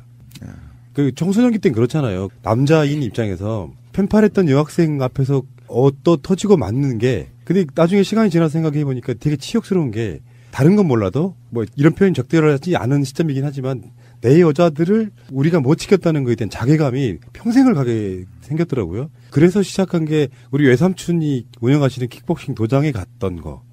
그리고 특수부대 가가지고 특공무술도 배우고 뭐 나중에 태권도 이런 것도 검도 이런 것도 배우면서 실제로 싸움에 그걸 써먹을 일은 사실 없었어요. 그렇죠. 근데 중요한 건 마음속으로 내가 이런 것들을 배워두면서 기가 올라가더라는 거예요. 사기가. 네. 누구랑 싸우면 절대 도망가지 않고 맞설 수 있을 정도. 최소한 다른 건 몰라도 정의를 위해서 이런 거 있잖아요. 네. 아기 보면 이렇게 무서워서 도망가고 이런 짓은 지금까지는 안 해봤거든요. 그 시작이 그렇게 맞는 걸로 시작했더라. 저도 그 네. 맞는 걸로 시작했습니다. 그 조직 폭력배한테 엄청 많이 맞았거든요. 맞으면서 맞는 법을 배웠거든요. 그래서 제가 터득한 것은 상대방한테 맞을 때 가능하면 숨을 쉬지 않는다. 그러면 그 어느 의사한테 내가 들은 얘기거든요. 숨을 들어 마실 때 급수를 맞게 되면 멈춥니다. 그래서 저는 그런 폭력배한테 맞을 때 어렸을 때 숨을 들이쉬면 안 쉬고 그 맞는 방법을 배웠거든요. 알겠습니다. 지금 이제 노인 건강 뭐 이런 얘기를 하려면 사실은 진짜 건강하신 분이 어떻게 관리해왔는가도 알아야 되잖아요. 지금 이상구 운영위원장님이나 이상희 대표님이나 우리 서정우님 잘 들어 드시기 바랍니다. 이게 지금 뭐 말로 왜 복지, 나는 의사야 뭐 이래서 나 자신 있다고 하실지 모르겠지만 사실은 아니잖아요. 그렇죠. 제가 알고 있기에 의사분들이 가장 건강관리 안 하더만, 물론 다 그렇지는 않은데요. 제 친구들도 보면은 담배 제일 많이 피우고. 직업 군 중에서는 평균 수명이 아주 짧은 축에 속하죠. 담배 피지 말라면 자기는 피워. 자기는 술 먹지 말라면 자기는 피워. 잘 들어두시고요. 어떤 건강의 비결에 대해서 뭐 포괄적으로 여쭤보는 건 좀 그렇긴 하지만 지금 노년들, 지금 65세 이상이 우리 복지 개념에서는 노년이라고 보는 게 맞죠. 연금 나오고 뭐 이런 나이 있으니까 65세 이상의 건강 관리를 할 때 있어가지고 가장 중요한 포인트가 뭐라고 생각하시는지 좀 몇 개만 찍어주십시오.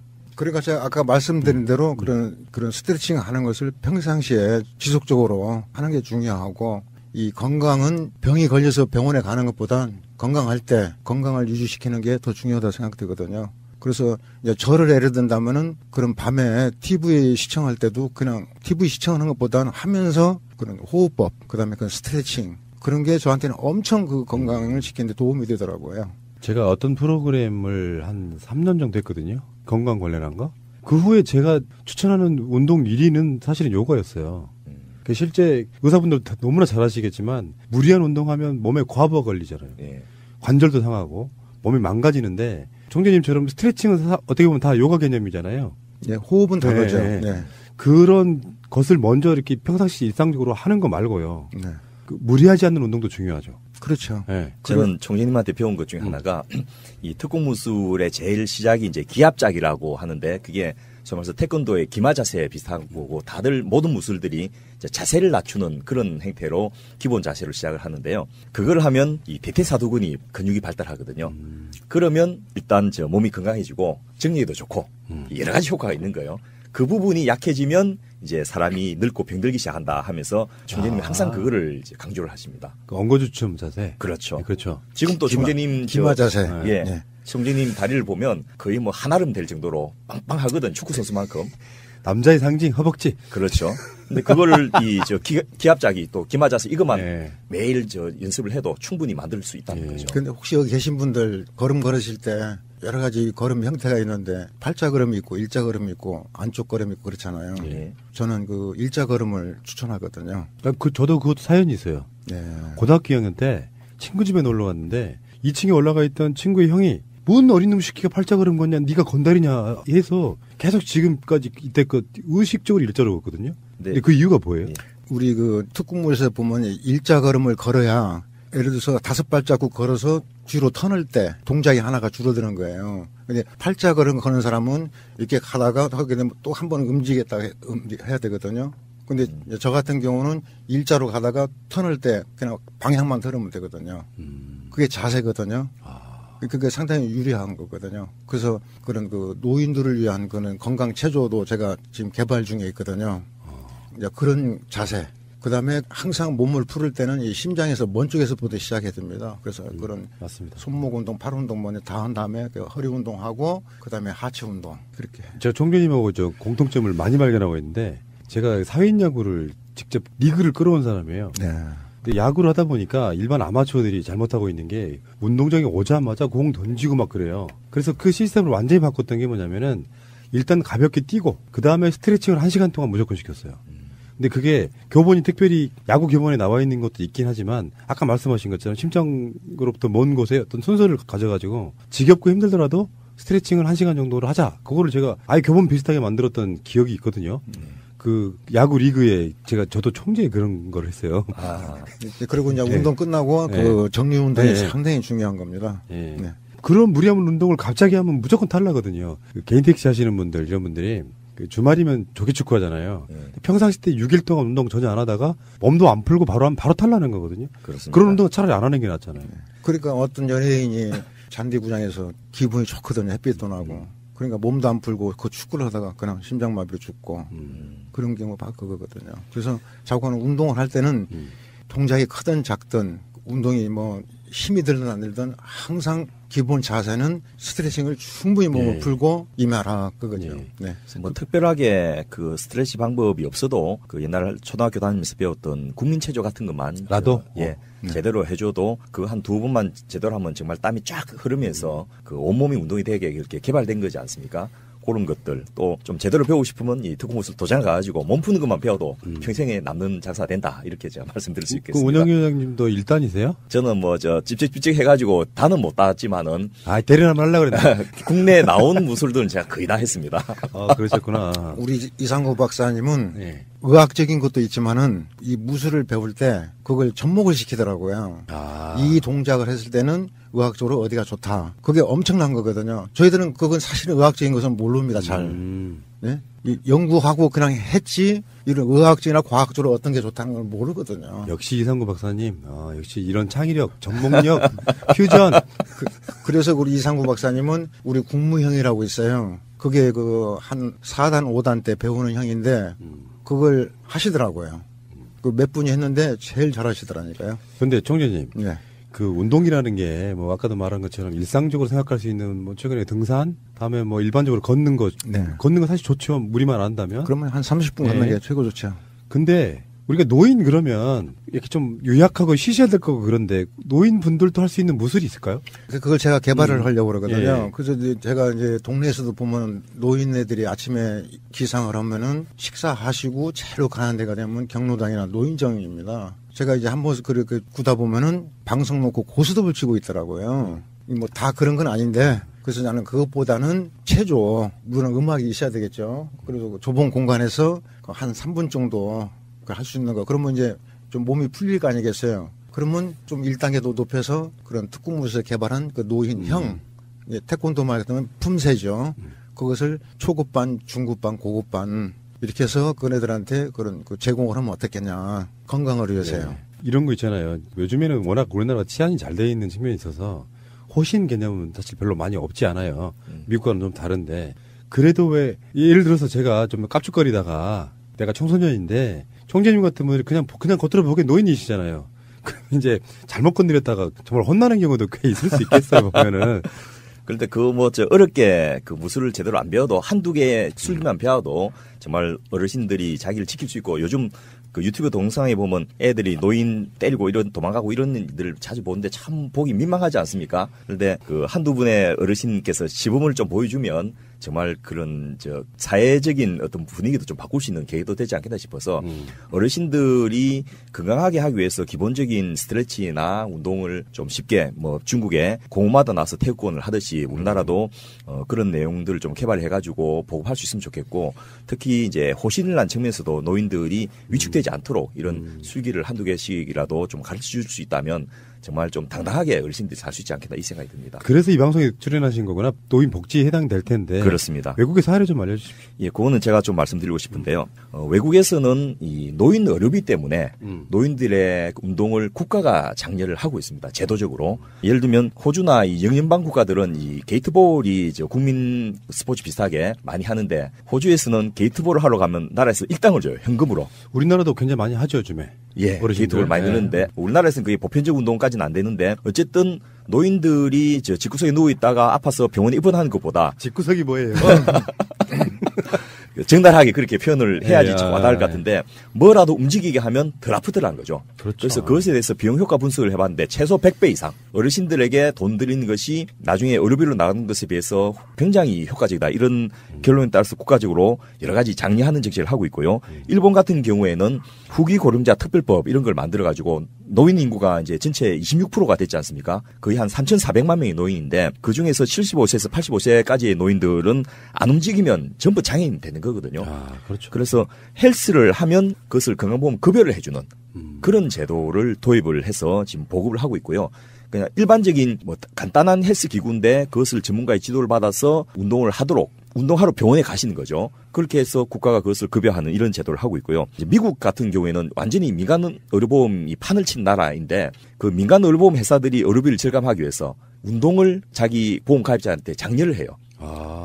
그래서 건강관리 서비스 회사가 한 회사당 연간 매출액이 5조씩 7조씩 이렇게 되는 회사들이 있는데 거기서 하는 일이 병원에 안 가도록 운동을 시키는 것을 장려를 하고 운동을 안 하면 보험료를 더 높이 할증을 물린다든지 이런 식으로 하고 또 의사의 지도를 받아서 운동하는 분들을 전문적으로 양성을 해가지고 MFA, 메디컬 피트니스 어소시에이션을 해가지고 그런 분들은 의사의 처방에 따른 운동을 지도하면 보험에서 돈을 주는 그런 제도를 하고 있고요. 제일 잘하는 데 중에 하나가 독일 같은 데인데요. 전 국민을 모든 국민들은 스포츠 클럽에 가입하도록 그렇게 해서 스포츠 클럽 있는 분들의 월급을 국가에서 줍니다.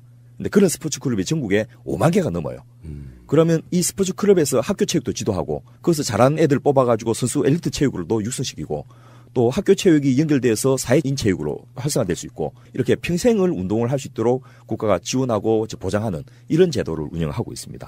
여러분 기억하십시오. 이게 누이 좋고 매부 좋건데 그러니까 전 노인의 편을 별로 안 좋아해서요. 어르신들은 운동하셔서 건강해지니까 좋고 국가는 거기 들어가는 비용보다 차라리 건강하게끔 만들어주는 정책을 해야 된다 이런 거고요. 이렇게 돼야겠죠 앞으로도. 실제로 지자체 부분에서는 이런 경우가 우리나라에서 많이 좋아지고 있더라고요 보면은. 제가 몇 군데 지자체에다가 그런 자문을 해가지고 성북구에서 이명박 오세훈 시장이 그 아주 거금을 들여가지고 북한산 둘레길 이런 거 만들어놨는데 그 평일에 텅텅 비어 있거든요. 그래서 그런 길을 걸으면 돈을 주는 사업을 기획을 했더니 공무원들 반대를 하는 거예요. 선출직 지자체장이 있는 곳에서 현금을 지원하면 이게 공직선거법 위반이 됩니다. 이렇게 해가지고 보건소에서 극기 분석을 한 다음에 운동 처방을 해주면 그런 좋은 길을 안내해주고 그에 따르는 어떤 경품 같은 걸 주는 형태로 운영을 하고 있는 데도 있고요. 또 성남에서는 이재명 시장을 도와가지고 이 주치 프로그램의 일환으로 의사가 처방을 해서 그 사람이 운동하러 가면 비용을 시에서 대주는 그런 사업을 기획을 했는데 이 시장님이 대통령 선거 나가는 통에 지금 그걸 못하고 아마 앞으로 지방선거 이후에 경기도 전체에서 그걸 도입하지 않겠나 이렇게 기대를 하고 있습니다. 우리가 방송하는 거는 지금 한 22세기쯤 가 있는데 국회에서 보니까 아동수당 깎는 것부터 시작해서 아직 멀었더만요. 근데 특공무술 관련한 법 이런 게 있어요? 우리 총재님께서 이시종 지금 충북지사죠. 이 국회의원 시절에 만드신 법이죠. 설명 좀 해주세요. 무슨 법이길래?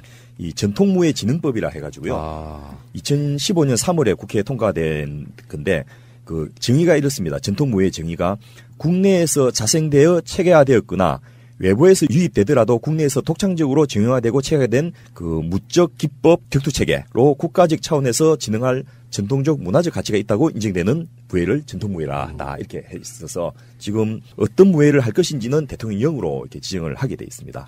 우리가 왜 올림픽 같은 거 보면은 펜싱 그것도 무예잖아요. 예. 그게 멋있어 보이면 그거 배우고 그러는데 사실 진짜 중요한 건 우리 체형에는 우리 무술이 맞는 이런 부분이 있거든요. 그런데 이 법을 멋지게 잘 만들어놨는데 문제는 그 안에 지원을 할 수 있다라는 조항만 넣어가지고 지원을 안 해줄 경우에 처벌 조항도 없고 강제성이 없구나. 예, 또 무슨 돈으로 지원할 것인지에 대한 내용도 없고 이렇게 해서 지금 이빨 빠진 호랑이 유명무실화가 돼버렸습니다. 이런 부분도 있어요. 전통적으로 그 문무에서 무를 좀 경시하는 경향이 사실 있잖아요. 예. 근데 사실 무 쪽에 어떤 통달하신 분들은요, 웬만한 문 쪽 분들의 어떤 그 도달력보다 훨씬 더 높은 저는 그렇게 보거든요. 역사적으로도 조선이 그렇게 외침을 많이 당하고 어려움을 겪었던 이유가 무를 경시하고 문을 너무 숭상하다 보니까 그런 일이 아닌가 싶고요. 고구려는 국가에서 경당을 전국적으로 만들어서 지역별로 인재들이 무술과 학문을 같이 닦을 수 있도록 해줬고 삼국시대 신라도 결국 화랑도를 통해서 이 인재들을 양성했기 때문에 이 삼국 통일을 할 수 있지 않나 이런 분석도 나오고 있고요.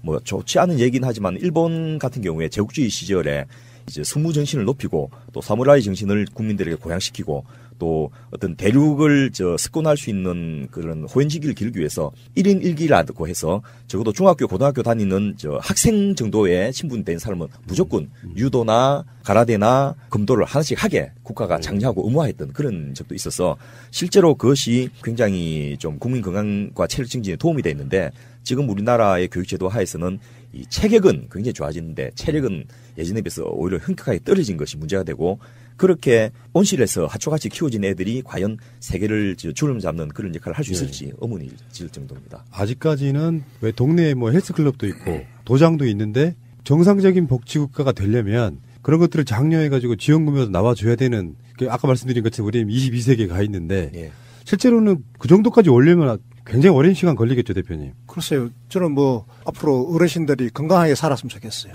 진짜로 9988이라고 우리 이제 장 총재님처럼 자신 있게 우리 대부분 어르신들이 99세까지 팔팔하게 살아야지 그렇게 하면 얼마나 좋겠어요.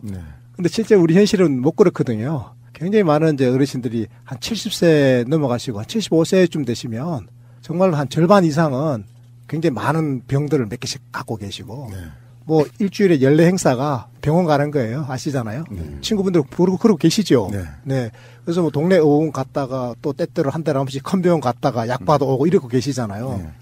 그래서 이제 그렇게 하지 않으려면 제가 볼 때는 이게 이제 운동이라든지 이런 평소에 건강 관리가 잘 돼야 될 것 같고 국가가 이런 걸 이제 진흥을 하고 예를 들어서 장 총재님 하시는 그런 무예 특공 무술 같은 것을 우리 어르신들이 받아들이는 방식으로 지금 프로그램 개발하고 계시다 그랬잖아요. 그런 게 좀 잘 보급됐으면 좋겠고 고양이 좀 해주시면 좋겠고요. 그리고 또 하나는 이제 어르신들 일자리를 갖는 거잖아요. 일을 하시면 훨씬 더 건강해지거든요. 그래서 일을 하시거나 아니면 이제 건강 관리를 할 수 있는 사회체육적으로 하는 건데 특공 무술이 사회체육적으로 어떻게 응용될 수 있는지를 좀 말씀해 주시면 좋겠습니다. 노인도 중요하지만 앞으로 그 노인이 될 분들 있잖아요. 그렇습니다. 맞습니다. 네. 그분들이 건강하게 늑도를 하는 것도 더 중요하다고 저는 생각하거든요. 그래서 중장층이나 퇴직 후 또는 직장 구하지 못하는 분들에게 그런 여가 시간을 즐길 수 있는 특공무술을 선보이고 같이 할 수도 하는 것이 필요합니다. 제가 특공무술을 하지만 특공무술만 하라는지는 않겠습니다. 모든 운동은 시작 전과 후에 스트레칭을 통해서 근육 이완 작용을 해줘야 합니다. 특공무술은 기본적으로 타 운동에 비해 아까 말씀하신 대로 자세를 많이 낮춰야 하기 때문에 대퇴사두근 등 평소에 잘 쓰지 않던 근육을 사용하게 함으로써 근육통을 유발하게 되거든요. 이를 최소화하기 위해 그런 스트레칭을 필수적으로 시행해야 하고 어떤 운동이라도 스트레칭만 잘한다면 좋은 운동이 될 수 있습니다. 우리 특공무술협회에서는 어렵지 않은 자세들로 쉽게 근육을 풀 수 있는 그런 스트레칭을 계속 개발할 것입니다. 총재님 이런 건 어때요? 요즘 시골도 그렇고 뭐 도시도 그렇고 어르신들 중에서 비교적 그래도 병원 좀 덜 다니시고 그래도 좀 거동이 좀 활발할 만한 분들이 왜 경로당 같은데 많이 와 계시잖아요. 뭐 탁골공원에도 나가 계시지만 경로당 같은데 가면 굉장히 많거든요. 그런 분들이 보통 고다리 치고 계시잖아요. 거기서. 그런 분들이 뭐 할 수 있는 그런 생활체육 같은 거를 뭐 이게 특공무술로 관련돼 가지고 프로그램 같은 거 이런 거를 뭐 개발하고 그런 거 가능한가요? 아직 그건 제가 생각을 아직 미처 못했습니다. 예를 들어서 지금 지자체가 경로당을 굉장히 잘 지어놨거든요. 시설을 좋게 만들어 놓고 그 여보면 막 굉장히 잘 갖춰져 있습니다. 근데 그런데 이제 프로그램도 지금 막 지원하거든요. 그래서 뭐 젊은 친구들도 가서 다양한 레크레이션 프로그램도 제공하고 있고 또 지방 정부에서 뭐 방문 간호사들이 가가지고 혈압도 재주고 이런 가지 활동을 하는데 그런 활동 중에 하나로 어르신들의 생활체육 같은 거를 아주 하기 쉽더라고 스트레칭 같은 거 그런 프로그램도 제공하면 지방 정부가 이거 굉장히 인기를 끄는 거 아니겠나 싶은 생각이 갑자기 들어서 제가 여쭤보는 겁니다. 2002년도에 대통령 선거 때 저희가 노무현 후보를 모시고 장수춤을 하는 데를 가서 어르신들하고 같이 이제 춤을 추는 것을 후보한테 시켰어요. 왜 그러냐면 이 서울대 생화학교실의 박상철 교수님이 우리나라에서 노화연구의 제일 대가인데 이분의 사모님이 전통 무용을 하셨거든요. 그래서 박상철 교수님께서 사모님이 하는 전통 무용을 분석한 다음에 저것이 어떤 근력이나 균형 감각이나 이런 것을 키우는데 굉장히 좋다 해가지고 좀 쉽게 만들어서 장수춤이라는 것을 이 국가의 지원을 받아서 보급하도록 이렇게 했는데 여성분들은 그래도 좀 나은데 남자 노인들은 춤추는 게 좀 안 좋은 거예요. 그래서 쪽팔려서 이렇게 잘 안 가고 차라리 그 시간에 콜라텍 가고 이렇게 돼버리니까 여성과 남성은 좀 다르게 해야 되겠구나라는 생각을 저희가 하게 되었고 그래서 중국에서 태국권을 온 공원마다 거리마다 이렇게 노인들이 수시로 나와서 하고 그것을 지나가는 사람들이 아무도 뭐 이상하게 생각해 보지도 않고 또 젊은들도 시간 나면 또 따라서 하기도 하고 그런 것을 뉴욕의 그 센트럴 파크에서 하니까 영화에도 막 그렇게 나올 정도로 이렇게 보편화되어 있는데 우리나라도 그런 것이 특공무술 되든 태권도가 되든 뭐라도 좋으니까 좀 유연성을 기를 수 있고 근력을 키울 수 있는 그런 운동을 한다면 실제로 노인들의 사고의 70%가 낙상 관련된 거거든요. 그렇죠. 근데 낙상이 돼서 미끄러지면 삐끗하면 이제 고관절 골절돼 버리면 이게 뭐 몇 개월 누워버리고 그럼 기존의 고혈압이나 당뇨병 같은 만성질환이 악화돼갖고 결국 이제 폐렴으로 사망으로 이르는 이런 과정들을 대부분 겪는데 그런 과정을 브레이킹 시킬 수 있는 굉장히 중요한 기전이기 때문에 어르신들에게 이런 뭐라도 좋으니까 어쨌든 근력을 유지시켜 줄 수 있고 균형 감각을 지킬 수 있는 그런 운동을 좀 하도록 하는 게 좋지 않겠나 싶습니다. 정재님 말씀 속에 키워드는 저는 뽑았어요. 사실은 운동하는 사람은 다 아는 얘기인데 평생 무술만 하신 분이 뽑은 키워드는 되게 단순해요. 운동을 잘하려거든 뭐 하든 자세는 낮아야 돼요. 예를 들어서 야구만 갖춰도 수비나 공격을 할 때 뻣뻣이 서서 하는 사람은 없어요. 자세를 낮추거든요. 그거 강조하셨고 스트레칭 강조하셨는데 이것만 기억하셔도 될 것 같습니다. 평상시 때 아까 말씀하신 것처럼 고스톱 치거나 아까 뉴스 말씀하신 그런 거죠. 귀로만 들으시는 거죠. 사실은 뉴스는. 그 사이에 스트레칭 하시는 것만으로도 스트레칭은 사실은 운동을 하기 위한 운동이 아니고 스트레칭만으로도 훌륭한 운동인 거예요. 내장 운동입니다. 자, 좋은 말씀 많이 드렸고요. 총재님 같은 경우 아직 굉장히 젊으시잖아요, 지금. 그러면요. 청년이죠. 네. 총재님 입장에서도 앞으로도 원대한 꿈이 있으실 것 같아요. 예. 뭐 정치권 나가실 생각은 안 하실 거예요. 그런 것은 전혀 없고요. 예. 앞으로의 계획 좀 말씀해 주십시오. 제가 그 개인적으로 태권도 국기원 있지 않습니까? 그런 식으로 저희 특공무술도 제가 하고 싶은 그 특공무술원 그걸 좀 꼭 좀 만들고 싶거든요. 그걸 만들어서 거기서 그런 기술 연구도 하고 그래서 이제 우리 그런 지자체 그런 데서 좀 이게 관심 가져가지고 그런 좀 성지를 만드는 게 제 꿈입니다. 네. 그리고 제가 이제 공무원 생활하면서 한 25년 하다 보니까 국가에서 그 국민들 세금으로 된 그 연금도 받고 저도 그 국가에서 조금이라도 먼 봉사를 해야 되지 않겠냐. 그래서 저도 이제 나이가 먹다 보니까 그 노인의 건강에 대해서 좀 생각하게 됐어요. 그래서 제가 내년 2018년도 전반기 때 아까 제가 말씀드린 특공무술 그런 체조 노인들을 위한 그다음에 그런 호신술과 그런 형을 꼭 개발해서 이런 매체를 통해서 꼭 한번 선보이겠습니다. 네. 그 참고로 제가 지금 지방선거에 나올 지자체 후보들한테도 열심히 홍보를 하고 있는데요. 이 특공무술 무림원을 만일 당신 지자체에서 유치를 하게 되면 이 연간 성단 심사하는 사람만 해도 수만 명이다. 그 사람들 앞에서 아이스크림만 팔아도 그 지역에서 경제가 활성화될 수 있다. 그래서 지역에 남는 국유지, 시유지, 군유지 있으면 좀 특공무술 무림원을 할 수 있도록 한량을 해주면 굉장히 지역 발전에 도움이 될 것이다. 이렇게 세일즈를 하고 있습니다. 우리 방송 들으시는 분 중에 특공무술 배우신 분도 꽤 될 거라고 봐요. 그러면요. 참 문재인 대통령께서도 배우셨겠네. 아닐 것 같은데요. 김신조 사건 이전 근무하시지 않았나요? 어쨌건 그 특공무술이라는 게 아마 그전에 아마 태권도 정도를 배웠을 거라고 보는데요. 아니 그 문재인 대통령님의 지금 경호실장님이 제사치라고 그랬었잖아요. 예. 네. 물어봐야 되겠네요. 78년도 특수부대 간 사람들은 전부 다 배웠답니다. 그때 이후로는. 제가 특전사에 제일 소개됐을 때가 1978년도입니다. 문재인 대통령이 연세를 보면은 그 이전일 것 같은데요. 저도 그렇게 생각하고 있습니다. 네. 혹시 죄송하지만 그때가 몇 살이셨을까요? 대략 계산을 해보면은? 제가요? 예. 제가 청와대 들어갔을 때가 29, 30이었으니까. 그 후배시잖아요. 네. 문재인 대통령이 나이로만 따지면은. 근데 그때 이미 30 몇 단이 넘었을 상태라고 그러시니까 굉장하신 거죠. 모든 무술을 취합해서 만들어내는 단 하나의 작품. 예. 득곡무술이요. 가장 과학적인 무술입니다. 자, 오늘 정말 영광된 시간이었고요. 팟캐스트 하다 보니 이런 날도 오는군요. 창시자를 모셨잖아.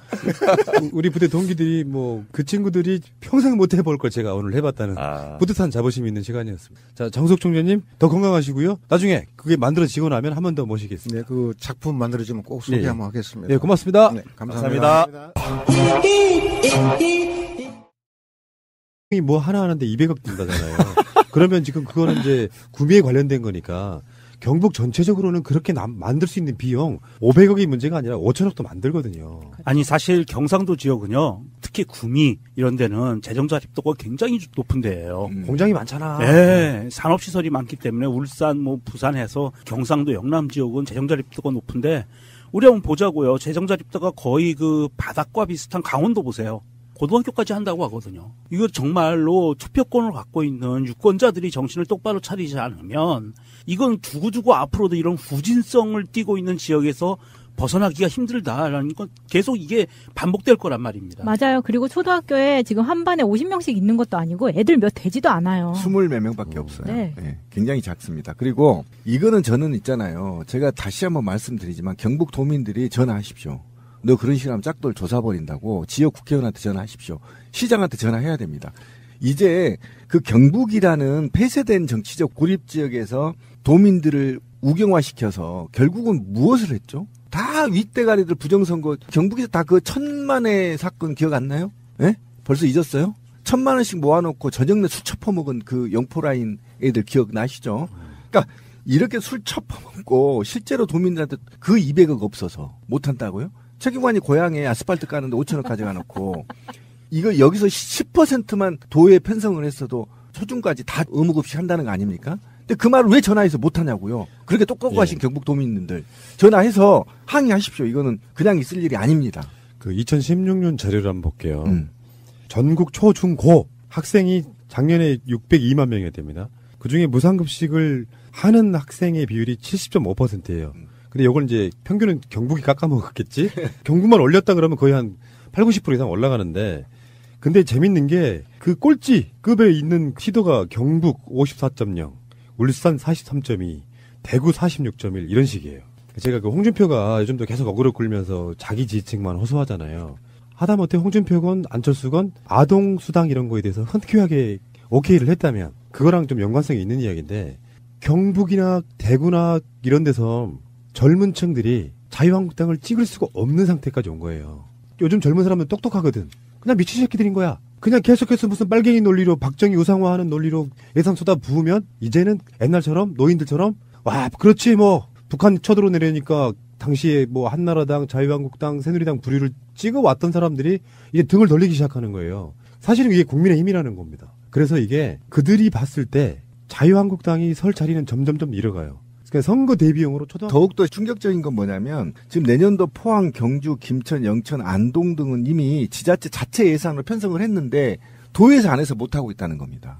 굉장히 심각한 문제예요 지금. 우병우 이야기를 지난 방송에서 할 때요. 경북하고 대구 교육감들 빼고는 다 사찰했다고 그랬어. 그렇죠. 우병우의 민정수석실이 국정원한테 불법 용역을 줘가지고. 그러니 정부가 하는 방식, 예를 들면 이게 또 누리과정이랑 또 연관이 있고요. 그렇죠. 무상급식 연관 이 아젠다를 갖고 교육감들마저도 정부의 이명박근혜에 계속해서 순종적으로 해왔다는 거잖아요. 그러니 학생들한테 어떤 혜택이 가냐고. 해묵은 논쟁이긴 하지만 제가 살던 그 1층에 살던 그 부부를 잊을 수가 없습니다. 마치 광고 멘트 같다. 저는 잊을 수가 없습니다.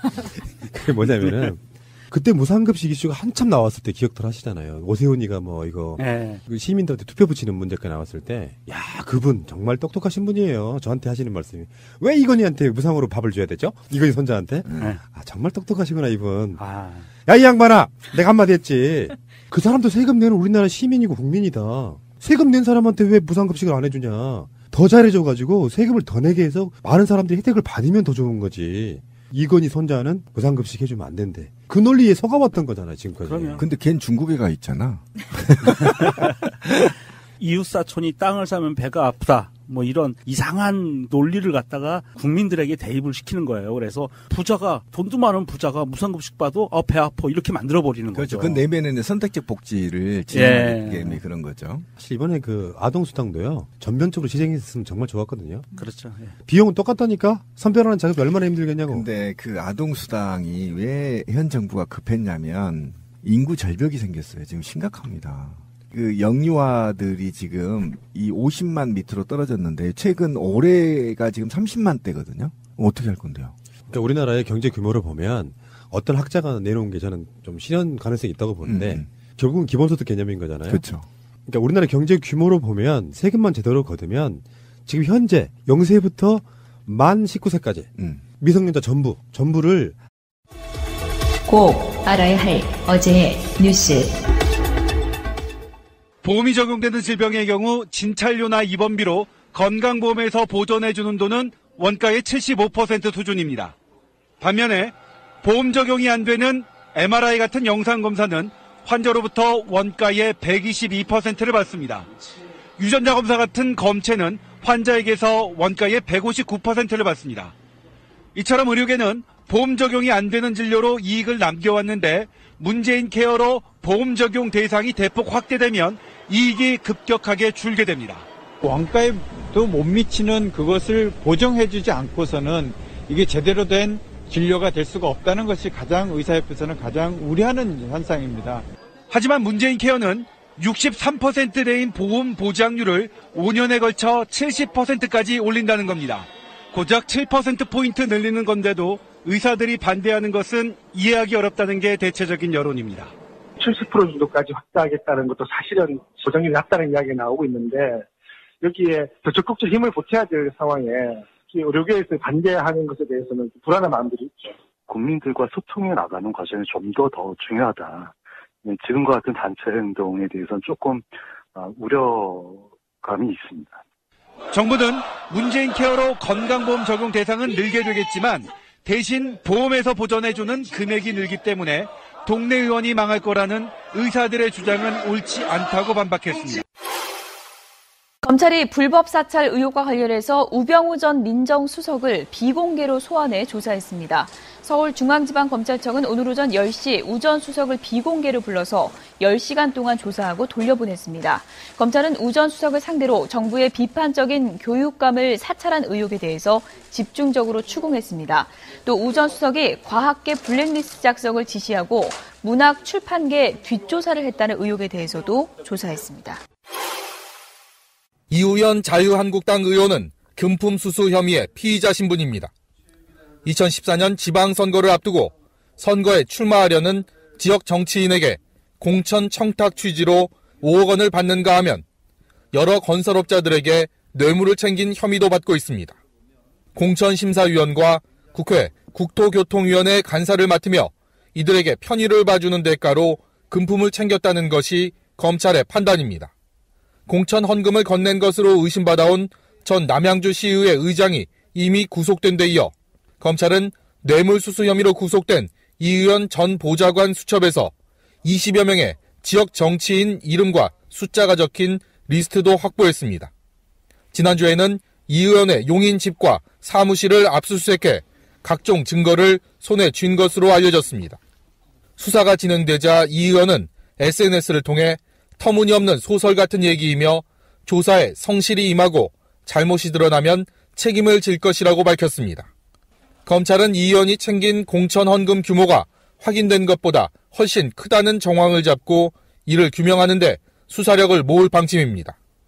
또 돈이 이 의원을 거쳐 당내 친박계 의원들에게 흘러갔을 가능성도 염두하고 수사를 진행할 방침입니다. 국정원 특수활동비 수수 의혹의 최경환 의원, 청와대 여론조사비 대납의 김재원 의원에 이어 또 한 명의 자유한국당 친박 의원이 구속 기로에 서게 됐습니다.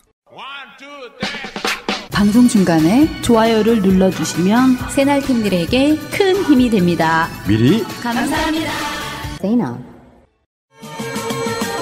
트위터가 진짜 언론입니다. 뜬금없는 무상급식 이야기를 좀 해야 되는데요. 최근에 아동수당 문제도 있지만 무상급식이라고 하는 아젠다가 사실은 이명박근혜 정권을 어떤 면에서 보면 사실상 무너뜨린 정말 숨어있는 1인치 같은 거예요. 진짜 복지라는 개념이 도입된 상황. 물론 그전에도 없었다고 말할 수는 없지만 아젠다 자체가 국민들한테 굉장히 깊게 뿌리내린 상황인데 그런데요. 전 놀라웠습니다. 구미. 박정희를 반신반인으로 숭배하는 그 구미.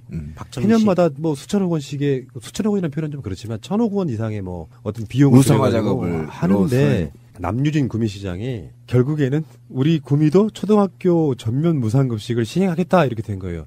같은 한국당이지만 지방자치로 인해서 그게 전적으로 교육청도 관련이 있지만 사실은 시도가 그걸 동의해줘야 무상급식이 되는 거잖아요. 지금까지 꽁꽁 막아놓고 있었다는 사실을 이번에 정확하게 알았네. 그러니까 남유진이 지나가는 자리에 구미 시민들이 피켓 시위를 해요. 뭐라고 써있는데 봤냐면 광주는 고등학교까지 한다는데 구미는 아직 초등학생도 못하고 있다 이런 이야기죠. 근데 실제로 보니까 경북이나 이런 쪽의 지역에는 초등학교 무상급식 안 하는 지역이 꽤 있었더라고요. 네, 꽤 많습니다. 경북뿐이 아니고 경남도 있었고요. 사실 이 부분이 아까 프나님이 얘기한 것처럼 무상급식이라는 그 아젠다가 전국적으로 사실은 열풍이 불고 했던 이유가 애기 엄마들이 본인에 관계된 문제거든요. 우리 아이에 관계된 문제이기 때문에 이게 그렇게 열풍이 불었던 거고 시작이었던 거죠. 사실은 커다란 변화의 시작이었고요. 그런데 경상북도나 경상남도, 대구, 구미 이런 지역은 이 바람이 부는 거에 벽이 세워져 있던 거예요. 그동안 자유한국당, 새누리당이라는 벽으로 이게 딱 둘러싸여 있었기 때문에 그 바람이 덜 들어갔던 거죠. 그게 이번에 완전히 이제 무너졌다라고 보는 거고. 그러니까 구미가요. 초등학교 무상급식을 위해서, 그러니까 초등학교 처음에 이제 하도 공격을 받으니까 처음에는 1학년부터 3학년까지만 무상급식 하겠다 해서 49억 배정했는데 그게 또 하려면 다 하지 왜 하냐 그러고 막 공격이 쏟아지니까 나중에 추경 예산으로 104억 원을 추가해가지고 무상급식 실시하기로 했는데요. 박정희 관련한 공사, 유물 전시관 공사하고 있는데 제사상 차리는데 돈 쓰고 지금도 1년에 200억이 들어가요. 그렇죠. 그러니까 초등학생 무상급식 하는데 104억 원 들어가는데 박정희 유물전시관 공사는 200억 원이 들어갑니다.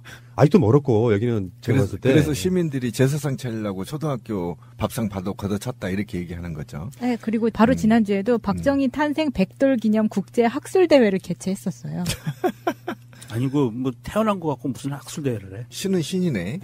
근데 이거 지금 명칭 바꿔야 되는 거 의무급식으로 다 바뀌지 않았나요? 명칭이? 그러니까 일반 명사로 돼버리면은 그게 참 어렵더라고요. 어렵죠. 이게 네. 지금 의무급식인데 그죠? 국가 의무급식인데 무상급식이라고 쓰는 것도 좀 마치 그렇네. 정부가 시혜라도 베푸는 것처럼. 그러니까요. 예. 근데 이게 이렇게 빨리 된 거는 사실 인터넷에서 엄마들 카페 들어가 보잖아요. 그러면 구미시에 사는 사람들한테 사람들이 이렇게 구미는 아직도 무상급식 안 하죠? 이렇게 하면은 되게 기분 나빠하는 거예요. 엄마들이.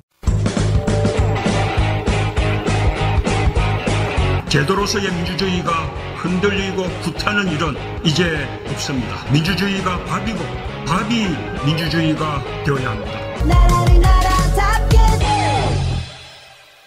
그리고 저희도 그 현장에 참여연대하고 YMCA 그다음에 저희 시민의 눈 회원들이 피켓 시위 계속 밀착 피켓 시위도 했고요. 그래서 이제 거기에 소수지만 지금 시민연대 단체들이 모여서 이런 것들을 요구했었어요. 꾸준히 계속 피켓 시위도 하고 그렇게 해 나가야 됩니다. 지금 구미가 지금 바뀌고 있어요. 실제로. 그러니까 구미뿐만 아니라 남아있던 그러니까 초등학교 무상급식도 안 하던 지역이 경북에서 구미, 상주, 영주, 문경이었어요.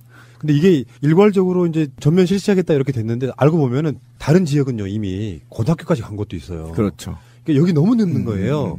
초등학교도 안 하고 있었던 지역이 이렇게 있었고. 근데 사실은 저는 이번에 저도 이제 포항 갔다 왔는데요. 경북 사람들이 너무 착해요. 전 분명히 말씀드리지만 착해요. 왜 그러냐면 너무 나라님을 믿어. 예. 이번에 저도 포항 갔다 와서 느낀 게 뭐냐면 경북 사람들이 누리고 있는 것이 아니에요. 이제는. 뭐가 불만이 있으면 그 직할 시장 도지사한테 덤비세요. 왜 우리는 안 되라고 얘기를 해야 되는데 너무 말을 잘 들어 경북 도민들이 그 말 잘 들으면 다른 데 낙후됩니다. 지금은 뭐 좀 기존의 독재 세력들에 의해서 좀 경제가 발전돼 있다고 하지만 만약에 이런 식으로 있으면요. 경북 경제 붕괴됩니다.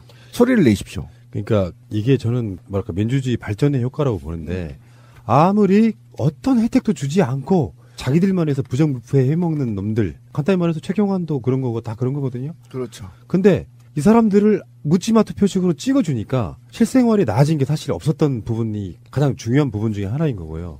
그런데 왜 나머지 부분들까지 이걸 하겠냐고요. 이건 무슨 효과냐면은 사실은 바른정당 효과라고 봐요. 아직까지는 예를 들어서 보수당이라고 불리우는 그 세력들이 쪼개지니까 이 지방선거가 얼마 안 남았잖아요.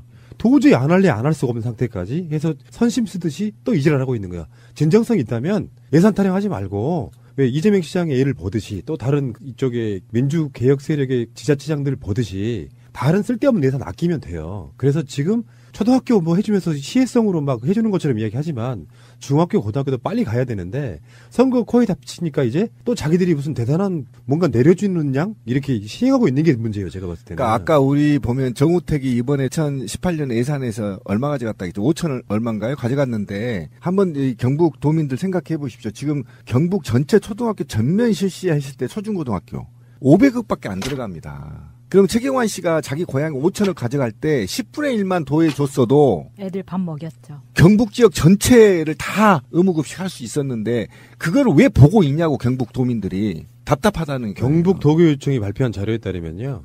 초등학교 말고 중학교까지 전면 실시할 때 예산이 500억 든대요. 그러니까요. 근데 박정희 한 달에 30만 원씩 줄 수 있대요. 그렇게 해야 돼요. 그렇지 않으면 큰일 납니다. 10만 원 택도 없는 거고요. 지금 앞으로 벌어질 일 내년 9월 달부터. 이제 자기가 부자임을 증명해야 되나요?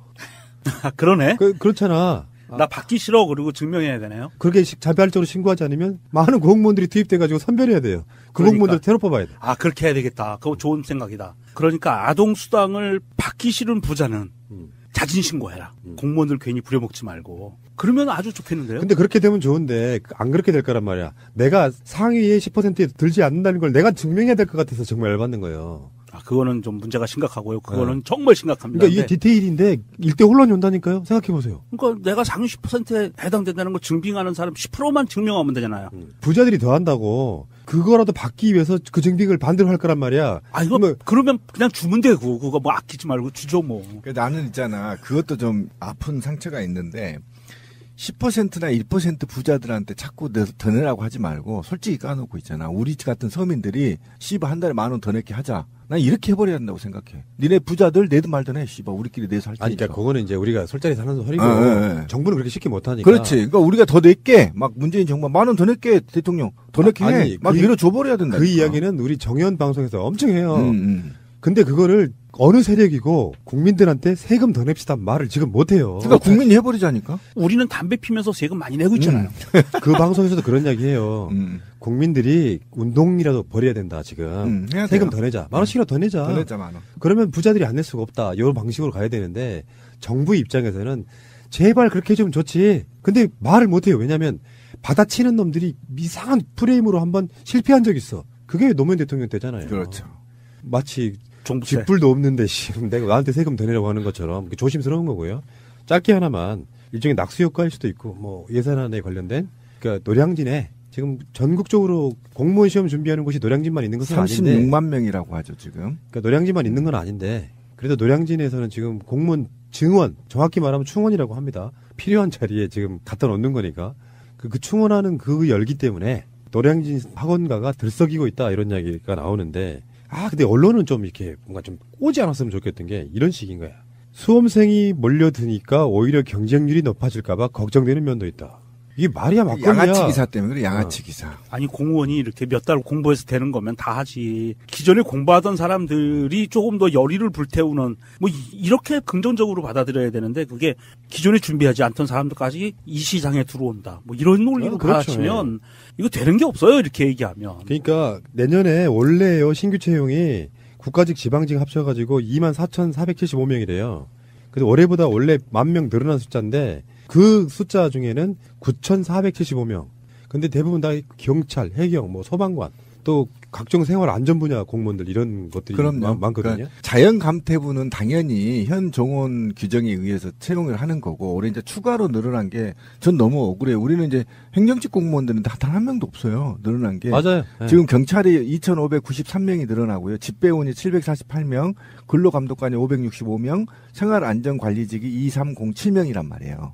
그러니까 안 일어나 우리는. 그런데 이들이 이제 하는 게 뭐냐면 사실은 이 특수직렬이잖아요. 이게 사실은 노량진하고 관계 없거든요. 별로. 여기에 관계된 게 이제 경찰직하고 몇 개가 있는데 경찰 소방. 네, 소방하고 좀 있는데 어쨌든 특수직렬이라고 봐요. 우리가 볼 때는. 근데 일반 공무원을 마치 채용한 것처럼 그렇게 해가지고 무슨 일반 국가직이나 지방자치 행정직들을 늘려놔가지고 이걸 뭐 나라를 말아먹니 어쩌니 뭐 이런 개 같은 소리를 하는데 실제로 제가 분명히 말씀드리지만 우리는 공무원 대비 OECD 가입 국가 중에 평균 15.5%밖에 안 돼요. 꼴찌거든요. 이게 뭐 이제 획일적으로 할 수는 없는데 이런 상태에서 정부가 실제로 우리가 현 지금 102만 명 정도 돼요. 전체 공무원 다 합쳐서 군인만 빼고. 그러니까 이게 굉장히 작은 수인데도 불구하고 이거를 이제 선동하더라고요. 제가 기사를 보면 굉장히 화가 좀 났어요. 아까 권 PD가 얘기한 대로. 이걸 왜 이렇게 선동질을 해야 되는 건지. 이것이 바로 우리가 말하는 안전관리 공무원들을 지금 늘리는 거잖아요. 소방 공무원들 있잖아요. 그 3교대 막교대 그 고생해서 불에 타져 사망하고 사고 날 때마다 할 때 언짢아 하고 울고 그랬으면서 그거 증언 좀 해주겠다니까 또 반대하고 왜 그 언론들이 그거를 부안해동하냐고요. 그렇죠. 예, 그러니까 화가 좀 나더라고요. 우리나라가 OECD 국가 중에서도 작은 정부에 속해요. 예산을 많이 안 쓴다고. 그 말의 뜻은 곧 공무원 수가 적다는 거예요. 네. 정부가 쓰는 예산들 중에 상당히 다수가 인건비예요. 그래서 그 언론이 정말 치사하고 더럽다는 게 그거 아니에요. 아니 그냥 이건 늘어나도 사실 부족한데 여기다 대놓고 국가시험에만 매달리는 이른바 공시낭인이 더 많아질 것이란 우려. 미친 새끼들 아니야. 그럴 인구도 없어 지금. 그러니까 그게 이런 방식인 거잖아요. 그렇게라도 더 구제를 해주는 방식인 거지. 당연히 구제를 해줘야지. 나도 등록할까? 최근에 무슨 공무원 시험에요? 50대 한 중반분도 합격하셨더라고요. 네. 그래요? 네. 공무원 나이 제한 가능해요? 명정님 도전. 근데 그 도전해서 붙으면 조금 있다가 퇴직해야 되는데. 다른 분의 그 기회를 빼앗지 마시고. 새가 날아든다는 여러분들의 하트를 먹고 삽니다. 잊지 않으셨죠? 에피소드 제목을 누르고 플레이가 되면 오른쪽 위에 하트를 꾹 눌러주세요. 오늘도 감사합니다. 더 많은 분들이 들을 수 있도록 하트 꼭 눌러주세요. 예, 정권 연장을 위한 싱크탱크 30번째 시간입니다. 오늘 나오신 분들 소개를 해드리겠습니다. 이 시대의 체계바라 이상희 대표의 오른팔. 자, 퀴즈맨 서정우님. 오른팔이면 위원장님인 줄 알았네. 퀴즈맨 서정우입니다. 이런 거라도 재미를 드려야겠죠. 너무 재미없는데 이거. 예. 네. 다음에 이 시대의 체계바라 이상희 대표님. 안녕하세요, 이상희입니다. 자, 그리고 이상희 대표의 복심. 저쪽에 오른팔이 갔으니까요. 예. 예. 이상구 운영위원장님. 예, 반갑습니다. 이상구입니다. 예. 아, 참 이분들만 뵈면 훈훈하고요. 지금 밖에 날씨가 올겨울 들어서 가장 추운 날씨인데 네. 이 날씨에도 이 한파를 뚫고 오셨습니다. 고생들 하셨고요. 일단 퀴즈 먼저 보고 갈게요. 네, 그럴까요? 예. 지난주에 욕을 해달라 그러고서 뭐 여러 가지 소통을 했는데요. 그래서 이제 아이스크림 쿠폰을 보냈는데 네 분이 또 답변을 주셨어요. 아이스크림 쿠폰에 대해서. 김영애 씨, 서경휘, 최지훈, 이상용. 아, 이분 중에 또 김영애 님은 고맙다고 커피 쿠폰을 저한테 다시 또 답장으로 보내주셨습니다. 네. 이분들이 이제 지금 밀당을 하시네? 그러게요. 커피 안 좋아하거든요. 아이스크림으로 보내주세요. 아무튼 고맙습니다. 아, 그리고 지난주에도 광고가 나왔는데 이번 주에도 한번 홍보를 더 해야 될 것 같아요. 저희 그 아카데미 이 홍보는 또 위원장님께서. 예. 이번에 우리가 촛불혁명을 성공해가지고 겨우 대통령 한 명 바꿨을 뿐이라는 것을 국회에서 예산 심의가 어떻게 되는지를 보면서 뼈저리게 느꼈을 겁니다.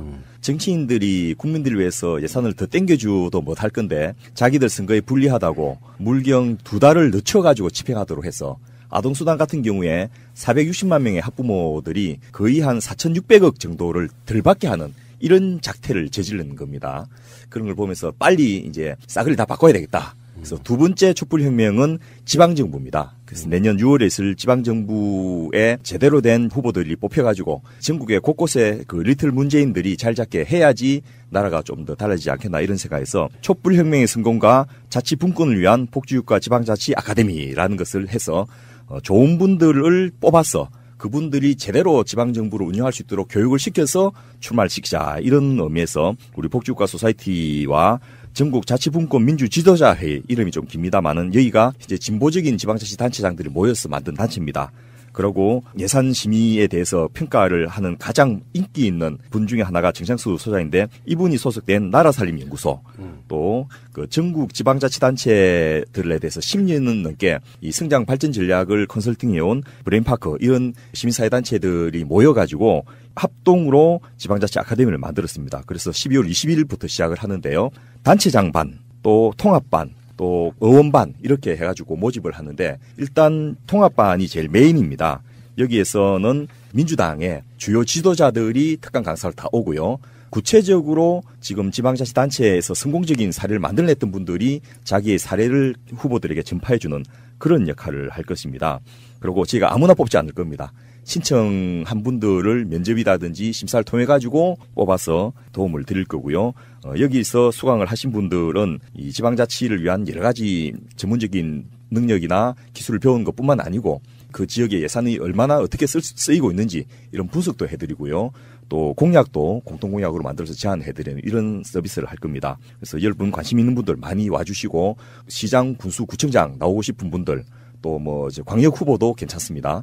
그리고 광역도의원이나 시의원들 또 기초의원들 얼마든지 오셔가지고 들으시고 또 이분들뿐만 아니고 선거에 같이 참여해서 캠프에서 일하실 분들 그리고 자기가 같이 일하던 분이 당선된다면 집권을 해서 지방정부를 이끌어보고 싶은 분들도 다양하게 모시고 있으니까 많은 관심과 참여를 부탁드리고 우리 복지과 소사이어티 홈페이지에 오면 자세한 안내가 들어가 있을 겁니다. 복지과 소사이어티 홈페이지 들어가셔서 신청하시라. 예. 네, 알겠습니다. 배우는 것도 많지만 오시면 와서 교육 받으시는 동안 아주 훌륭한 인맥을 쌓는